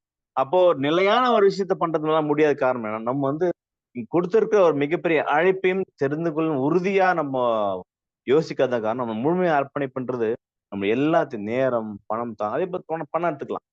எக்லிஷா ஒரு மீட்டிங் நடத்துறாங்க. இல்ல அறுவடை மீட்டிங் நடத்துறாங்க. நம்மளுக்கு குடுக்க முடியும் போது என்ன பண்ணுவோம் நம்ம? குடுத்துறோம். இல்ல நம்ம ஃபியூச்சருக்கு நம்ம பசங்களுக்கு தேவை. இது தேவை. அப்படின்னு நம்ம சில ஆப்ளிகேஷன் இருக்கும்போது தான் தேவன் பார்க்குறாரு. நீ எனக்கு நான் ஆக்சுவலா காசு குடுத்தது யாரு? யார் குடுத்தது நமக்கு? தேவன் தான் குடுத்தார். வேலை குடுத்தது யாரு? தேவன் தான். உயிர் குடுத்தது யாரு? தேவன் தான். பட் அவர் குடுக்கும்போது நம்ம என்ன பண்றோம்? கணக்கு பார்க்கிறோம் இல்லையா?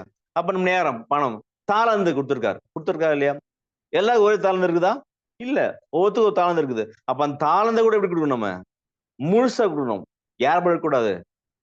ஒருத்தர் பொசஸர் பாத்தீங்களா? குடுத்த தாளந்த ஒண்ணுதான் குடுத்தாரு. அத பின்னாடி திருப்பி குடுத்தா சொல்லிட்டு அந்த மாதிரி கூட டெவலப் பண்ற மாதிரி இருக்கும். அப்ப தாளம், செல்வாக்கு, இன்ஃப்ளூயன்ஸ் நிறைய பேர் இருக்கிறோம். அப்ப இது எல்லாமே தேவன் குடுத்திருக்கு. இது எல்லாமே போட்டு எரிச்சு இப்ப இது ஆக்சுவலி இது குடுக்கணும்ன்ற பாயிண்ட் கிடையாது. நம்ம ஆள் ஞானஸ்நானம் எடுக்கும் போதே எரிச்சாச்சு. குடுத்தாச்சு அத. குடுத்தத திருப்பி எடுத்துட்டு இருக்கோம் நம்ம. அப்ப தேவன் சொல்றாரு, எடுக்க கூடாதுப்பா. இது ஆல்ரெடி சாம்பல் ஆயிடுச்சுன்னு குடுத்தாச்சு. அப்ப தேவனுக்கு அர்ப்பணிக்கும் போதே நம்ம அர்ப்பணிக்கும் போதே ஃபுல்லா தேவன் என்ன பண்ணியாச்சு? குடுத்தாச்சு. அப்ப குடுத்த பொருள நம்ம திருப்பி எடுக்கக்கூடாது. நம்ம என்ன செய்யணும்னு சொல்றாருன்னா, அத மிக முக்கியமா நம்ம பண்ண வேண்டியது, தேவனுக்கு முழுசா அர்ப்பணிக்கணும். அந்த முழுமைன்றத நம்ம பண்ணாத வரையிலும் தேவன் பண்ண கேட்பாரு நம்மகிட்ட. ஏன்னா நம்ம முழுசு அர்ப்பணிச்சாச்சு, தேவன் கேட்பார். அப்ப செகண்ட் நம்ம பண்ண வேண்டியது என்னன்னா, டிசிப்ளைன் பண்ணணும். நம்முடைய ஒழுக்கத்துக்குள்ள நம்முடைய சிந்தனைகளை செயல்களை ஒண்ணு பார்க்கணும். அப்ப இதுதான் வந்து தேவன் எதிர்பார்க்கிற 2வது விஷயம். 3வது விஷயம் எதில் பேசுவதுன்னா, ட்ரூத்ல, அப்போ சத்தியத்துல. அப்போ தேவன் இதுல என்ன உண்மை எதிர்பார்க்கிறா நான் யோசிச்சு பாருங்க. நம்முடைய இந்த உண்மைய கொண்டு வரதான் ஒரு மிகப்பெரிய வரலாறு போராட்டமே இருக்குது. யோசிச்சு பாருங்க. உண்மை சத்தியம் வந்து ஆதிகால சபை இருந்துச்சு. இடைப்பட்ட காலத்துல என்னாச்சு சத்தியம்? இரண்டு ஊடகத்துல ஃபுல்லா ட்ரூத் மறைஞ்சு போச்சு. ஆனா அந்த அந்த ட்ரூத் பாருங்க, யோசிச்சு பாருங்க. வரலாறு பார்க்கும்போது மிகப்பெரிய மரணம் நிகழ்ந்திருக்கு. எதுக்குன்னா அந்த ட்ரூத்தை மெயின்டைன் பண்ணி காத்து வர விஷயத்துல. அப்ப அந்த ட்ரூத்தை பியூரா கிடைக்காம போயிடுச்சு. அப்படியே மறைவாச்சு. அப்புறம் பியூரா தேவன் பண்ணி பண்ணி கொடுத்த கையில் கொடுத்துருக்காரு. அப்ப நம்ம கிடைச்ச ட்ரூத்தை, கிடைச்ச உண்மைய எப்படி வச்சுக்கணும்? ட்ரூத்தை கண்டுபிடிதே கஷ்டமாகுது. இப்போ உதாரணத்துக்கு லாக்டவுன்ல என்ன பண்றோம்? ஃபுல்லா பிளாக் ஆயிடுச்சு. எங்க? டோட்டலா வேர்ல்டே பிளாக் ஆயிடுச்சுல. லாக்டவுன்ல. அப்போ லாக்டவுன் இருக்கும்போது அது வெறும் ட்ரூத் உடைய ஸ்பீடு பரவுறது கொஞ்சம் கம்மியா இருந்துச்சு. மீட்டிங் போனா அட்டெண்ட் பண்ணலாம். ஏதோ வாட்ஸ்அப்ல கொஞ்சம் பாஸ் ஆகும். வீடியோ, ஆடியோ கேட்கலாம். பட் லாக்டவுன் தான் ஆன்லைன்ல எல்லாம் கிளாஸ் எடுக்க இன்னி வரல போயிட்டு இருக்கு இல்லையா? அப்ப நிறைய வந்துருச்சு. நம்ம மட்டும் இல்ல. ட்ரூத்ல இல்லாத, ட்ரூத்தே தெரியாத உலகத்தார் என்ன பண்றாங்க? கிறிஸ்டியன்ஸ் கூட நிறைய ஆன்லைன் தான் ஃபுல் ஆயிடுச்சு. அப்ப ட்ரூத்துக்குள்ள பல டிவிஷன்ஸ் இருக்குது நமக்கு தெரியும். நிறைய டிவிஷன்ஸ் இருக்குது. அப்ப அப்படி இருக்கும்போது இந்த டிவிஷன்ஸ் இருக்கிற டைம்ல எப்படி பிரதர் நான் சரியான ட்ரூத் கரெக்டா பாக்குறது? மிகப்பெரிய டெஸ்ட். ஃபர்ஸ்ட் லாயல்டி டெஸ்ட் பார்த்தோம். கடைசிக்கால சபைக்கு வரக்கூடிய டெஸ்ட். டிசிப்ளின் பார்த்தோம். டெஸ்ட். 3வது டெஸ்ட் என்னன்னா, ட்ரூத்த கண்டுபிடிக்கிறது மிகப்பெரிய டெஸ்ட். எது உண்மையான சத்தியம்ன்றத கரெக்டா கிரகிக்கிறதுல மிஸ் பண்ணக்கூடிய வாய்ப்பு எப்பதான் இருக்குன்னா, அந்த கடைசி காலம் தான் இருக்குது. அப்படின்னா லாக்டவுனுக்கு பிறகு மிகப்பெரிய ட்ரூத் வந்துச்சு. நிறைய சப்ஜெக்ட்ஸ் எல்லாம் போயிட்டு இருக்கு ஆன்லைன்ல. எது உண்மையானது என்ன பண்ண நம்ம செலக்ட் பண்ணி எடுக்கணும். எப்படி எடுக்கிறது? இதுக்கு உதாரணம் இருக்குல்ல பழைய ஏற்பாட்டுல. Very good sister. அதே தான் பார்த்திருக்கோம். அப்போ கிதியோனை பார்க்க போறோம். கிதியோனை வந்து உங்களுக்கு தெரியும், ஆல்ரெடி இந்த சப்ஜெக்ட் பேசிக் கேட்டிருப்போம். கிதியோனும் 300 பேரும் பார்த்திருப்போம். அப்ப அந்த கிதியோன் நடத்தின நூதன யுத்தம் பார்க்கிறோம். அப்ப அவன் பண்ண யுத்தத்துல முன்னாடி செலக்ஷன் பண்ற தேவன். நிறைய பேர் வந்துருவாங்க உள்ள. 32,000 பேர் உள்ள வருவாங்க. கூடும்போது வாங்க சண்டைக்கு போலாம் கூப்பிட்டு வந்துருவாங்க. அந்த 32,000 பேர் கூப்பிட்ட பிறகு சரி ஒரு ஆப்ளிகேஷன் இருக்கிறார். தேவன் ஃபில்டர் பண்றாரு. என்ன பண்றாருன்னா, இது மாதிரி திகிலும் பயம் தான் பண்ணுங்க. போயிடுங்க. அப்படின்னு சொல்லிட்டு முதல் டெஸ்ட் வைக்கிறாரு. அதுல எத்தனை பேர் போயிடுறாங்க? மேக்ஸிமம் போயிடுறாங்க. 10,000 பேர் நிக்கிறாங்க. 10,000 நிக்கும்போது சரி தேவன் சொல்றாரு, 10,000 அதிகம் தான். என்ன பண்ணேன்? செகண்ட் டெஸ்ட் கொண்டு போ அப்படின்னு. செகண்ட் டெஸ்ட் சொல்லலாம்னா, தண்ணி கிட்ட கொண்டு போ. தண்ணி வர ஃப்ளோ போகும். அந்த ஃப்ளோ போகும்போது தண்ணி குடிக்க வை அவங்கள. சண்டை போற முன்னாடி குடிக்க வைக்க சொல்லுவார். அப்ப குடிக்க வைக்கும்போது என்ன பண்ணாங்கன்னா, என்ன பண்ணுவாங்க? குடிக்கிற விதத்தை பார்த்து செலக்ட் பண்ணிக்குவோம். எப்படி குடிப்பாங்க ஒருத்தர்? முட்டி போட்டு நாய் நக்கிற மாதிரி சில பேர் குடிப்பாங்க. எப்படி? டைரக்டா தண்ணி இல்ல. அப்படியே அள்ளி அள்ளி குடிக்காம, அப்படியே டைரக்டா வாய் வச்சு குடிப்பாங்க. எத்தனை பேரு? 9,700 பேர் குடிப்பாங்க. ஒரு சில பேர் என்ன 300 பேர் மட்டும் கையில அள்ளி குடிப்பாங்க. தேவன் சொல்றார், அந்த கையில எல்லாம் 300 பேரு தனியா பிரிச்சிரு. ஏன் அத சொல்லணும் அந்த மாதிரி? அப்படியே கம்பேர் பண்ணுங்க. ட்ரூத் வந்து இப்போ எப்படி வெள்ளம் மாதிரி இருக்குதா நமக்கு ட்ரூத் இருக்குது. ஒரு சில பேர் என்ன பண்றாங்க? அப்படியே வாய் வச்சிருவாங்க அதுல. இதுல வாய் வச்சு குடிக்கிறது அர்த்தம். இப்போ நான் இங்க குடிச்சிட்டு இருக்கேன். எனக்கு தாண்டி ஒருத்தர் குடிச்சிட்டு இருக்காரு. நான் வாய் வச்சு குடிக்கிறேன்னு வச்சுக்கோங்க. எங்க வருஷத்து என்ன பண்ணும் அப்படியே அப்படியே அவருக்கு போய் வைரஸ் பண்ணுங்க அவருக்கு. அவர் குடிக்கும்போது அப்படியே ஸ்ப்ரெட் ஆயிடும். அப்போ ட்ரூத் இது ஃபுல்லா ட்ரூத் வரும்போது ட்ரூத் வந்துட்டு இருக்குது. எது அந்த ட்ரூத்லயே பர்ஃபெக்ட் ட்ரூத் கிளியரா அதெல்லாம் விலக்கி கையில அள்ளி குடிச்சதுன்னா எது நமக்கு தேவை, எது உண்மையான ட்ரூத்தோ அதை மட்டும் கிளீன் எதுவோ அந்த கிளீன் எடுத்து குடிக்கிற பிள்ளை நம்ம இருக்கும் தவிர அப்படியே போதா ஆன்லைன்ல பார்த்தா சப்ஜெக்ட் தான் எது இருந்தாலும் கவனம் கேட்கறது அந்த மாதிரி இருக்கக்கூடாது. எது யாருடைய வார்த்தை சரியா வேதத்துக்கு பொருந்தி வருது, ஏழாமத்துடைய வசனத்துக்கு விளக்கத்துக்கு பொருந்தி வருதுன்றத கரெக்டா பார்த்ததுன்னா அப்படி பார்க்கணும்னா நமக்கு என்ன தேவை? பரிசுத்தாவி தேவை. அப்ப அது யார்கிட்ட வாங்கணும்? தேவன்கிட்ட வாங்கணும். தேவனே எனக்கு நிறைய விஷயம் இருக்குது பைபிள்ல, நிறைய விஷயங்கள் வருது.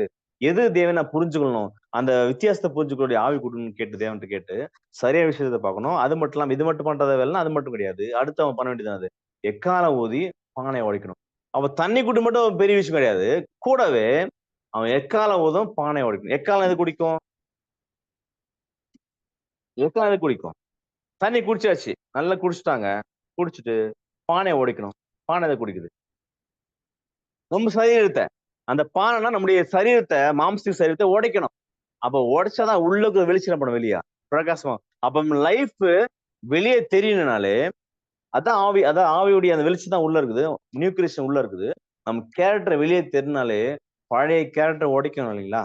அப்ப பழைய கேரக்டர் உடைக்கிறது தான் பானையை உடைக்கிறது. நம்ம மண்ணா செஞ்ச பானை தானே, மண்ணா செஞ்ச உருவம் தானே. அப்ப நம்முடைய மாம்சமான சிந்தனைகளை, மாம்சமான எண்ணங்களை, மாம்சமான கிரியில அழிக்க அழிக்க அழிக்க அழிக்க நமக்குள்ள ஒரு வெளிச்சம் வந்து பிரகாசிக்கும். அந்த பிரகாசிக்கிற வெளிச்சம் எதிரிகளை பண்ணும், பயமுத்துறதா இருக்கும். அப்ப நம்ம பண்ண வேண்டிய செகண்ட் விஷயம் என்னன்னா, நம்ம உடைக்கக்கூடிய பானையை உடைக்கிறதுக்கு வேண்டிய பலம் நமக்கு தேவை. அது மட்டும் இல்லாம வெளிச்சம் வந்து சப்போஸ் உடைச்ச பிறகு உள்ள வெளிச்சம் இல்லைன்னா, அப்ப வெளிச்சம் தான், வெளிச்சம் வச்சுட்டு நம்ம உடைக்கணும். எக்காலம் ஒரு கையில விடணும், ஒரு கையில பானையை வச்சுட்டு வெளிச்சம் வச்சிருக்கணும். அப்ப எக்காலம் எதை குறியுது? எக்காலம் எப்போ ஊதுவாங்க? எச்சரிப்பின் ஒலி கொடுப்பாங்க இல்லையா? அப்ப எச்சரிப்பு சத்தியங்கள்னா டாக்டரின். சத்தியங்களை வந்து ஒரு பக்கம் சத்தியம் சொல்லிட்டே போகணும் ஒரு பக்கம். இன்னமும் நம்ம வாழ்க்கையை பண்ணணும் வெளிச்சமா போயிட்டு இருக்கணும். அப்ப இந்த ரெண்டுமே பண்ணணும். யார் பண்ணணும்? சபையாக்கப்பட்ட பண்ணணும். அப்ப பண்ணாம கண்டிப்பா நம்ம கொடுக்கப்பட்ட ஒரு விஷயத்துல நம்ம உண்மையா போக முடியும். அப்ப நம்ம இந்த இந்த வேலையில தேவன் எப்படி டெஸ்ட் பண்றாருன்னா, கடைசி கால டெஸ்டிங்ல மிக முக்கியமான டெஸ்டிங் சொல்லும்போது வசனம் வாசிக்கலாம் பாருங்க. வாசிச்சா 1 Corinthians 3:10 வாசி. எனக்கு அளிக்கப்பட்ட தேவ கிருபையின்படியே புத்தியுள்ள சிற்பாசாரியைப் போல அஸ்திபாரம் போட்டேன். வேறொருவன் அதின்மேல் கட்டுகிறான். அவனவன் தான் அதின்மேல் இன்னவிதமாய் கட்டுகிறான் என்று பார்க்க கடவன். போடப்பட்டிருக்கிற அஸ்திபாரம் ஆகிய இயேசு கிறிஸ்துவை அல்லாமல் வேறு அஸ்திபாரத்தை போட ஒருவனாலும் கூடாது. ஒருவன் அந்த அஸ்திபாரத்தின் மேல் பொன், வெள்ளி, விலையேற பெற்ற கல், மரம், புல், வைக்கோல் எது மாதிரி ஆகிய அஸ்திபாரம் தேவையா? 2 அஸ்திபாரம் இருக்குது. ஒருவன் அந்த அஸ்திபாரத்தின் மேல் பொன், வெள்ளி வெளியேறப்பட்டிருக்கிறது. இது 3 இருக்குது ஒரு பக்கம். இன்னொரு பேர் அஸ்திபாரத்தை கட்டுறாங்க. மரம், புல், வைக்கோல். இந்த 3 கட்டுறாங்க. பட் இது 2மே கட்டி இருக்கிறோம். எது வரலாம்? கடைசி வரை கட்டிட்டு இருக்கிறோம். நம்முடைய டெஸ்டிங் உடைய முடிவு போய் கட்டி இருக்கிறோம். பட் கட்டுனது நல்லா இருக்குதா இல்லையான்னு எப்படி டெஸ்ட் பண்ணுவா தேவன்? பார்த்தோம்ல அக்னி. அப்போ அவனுடைய வேலைப்பாடு வெளியாகும், நாளானது அதை விளங்க பண்ணும். ஏனில் அக்னினாலே டெஸ்ட் பண்ணப்படும். அவனுடைய வேலைப்பாடு எத்தன்மை உள்ளது, என்னமா நம்ம கட்டிட்டு தெரியுமா? இவ்வளவு தூரம் ட்ரூத் வாழ்றான், 10 வருஷம் 20 வருஷம் 5 வருஷம்னு.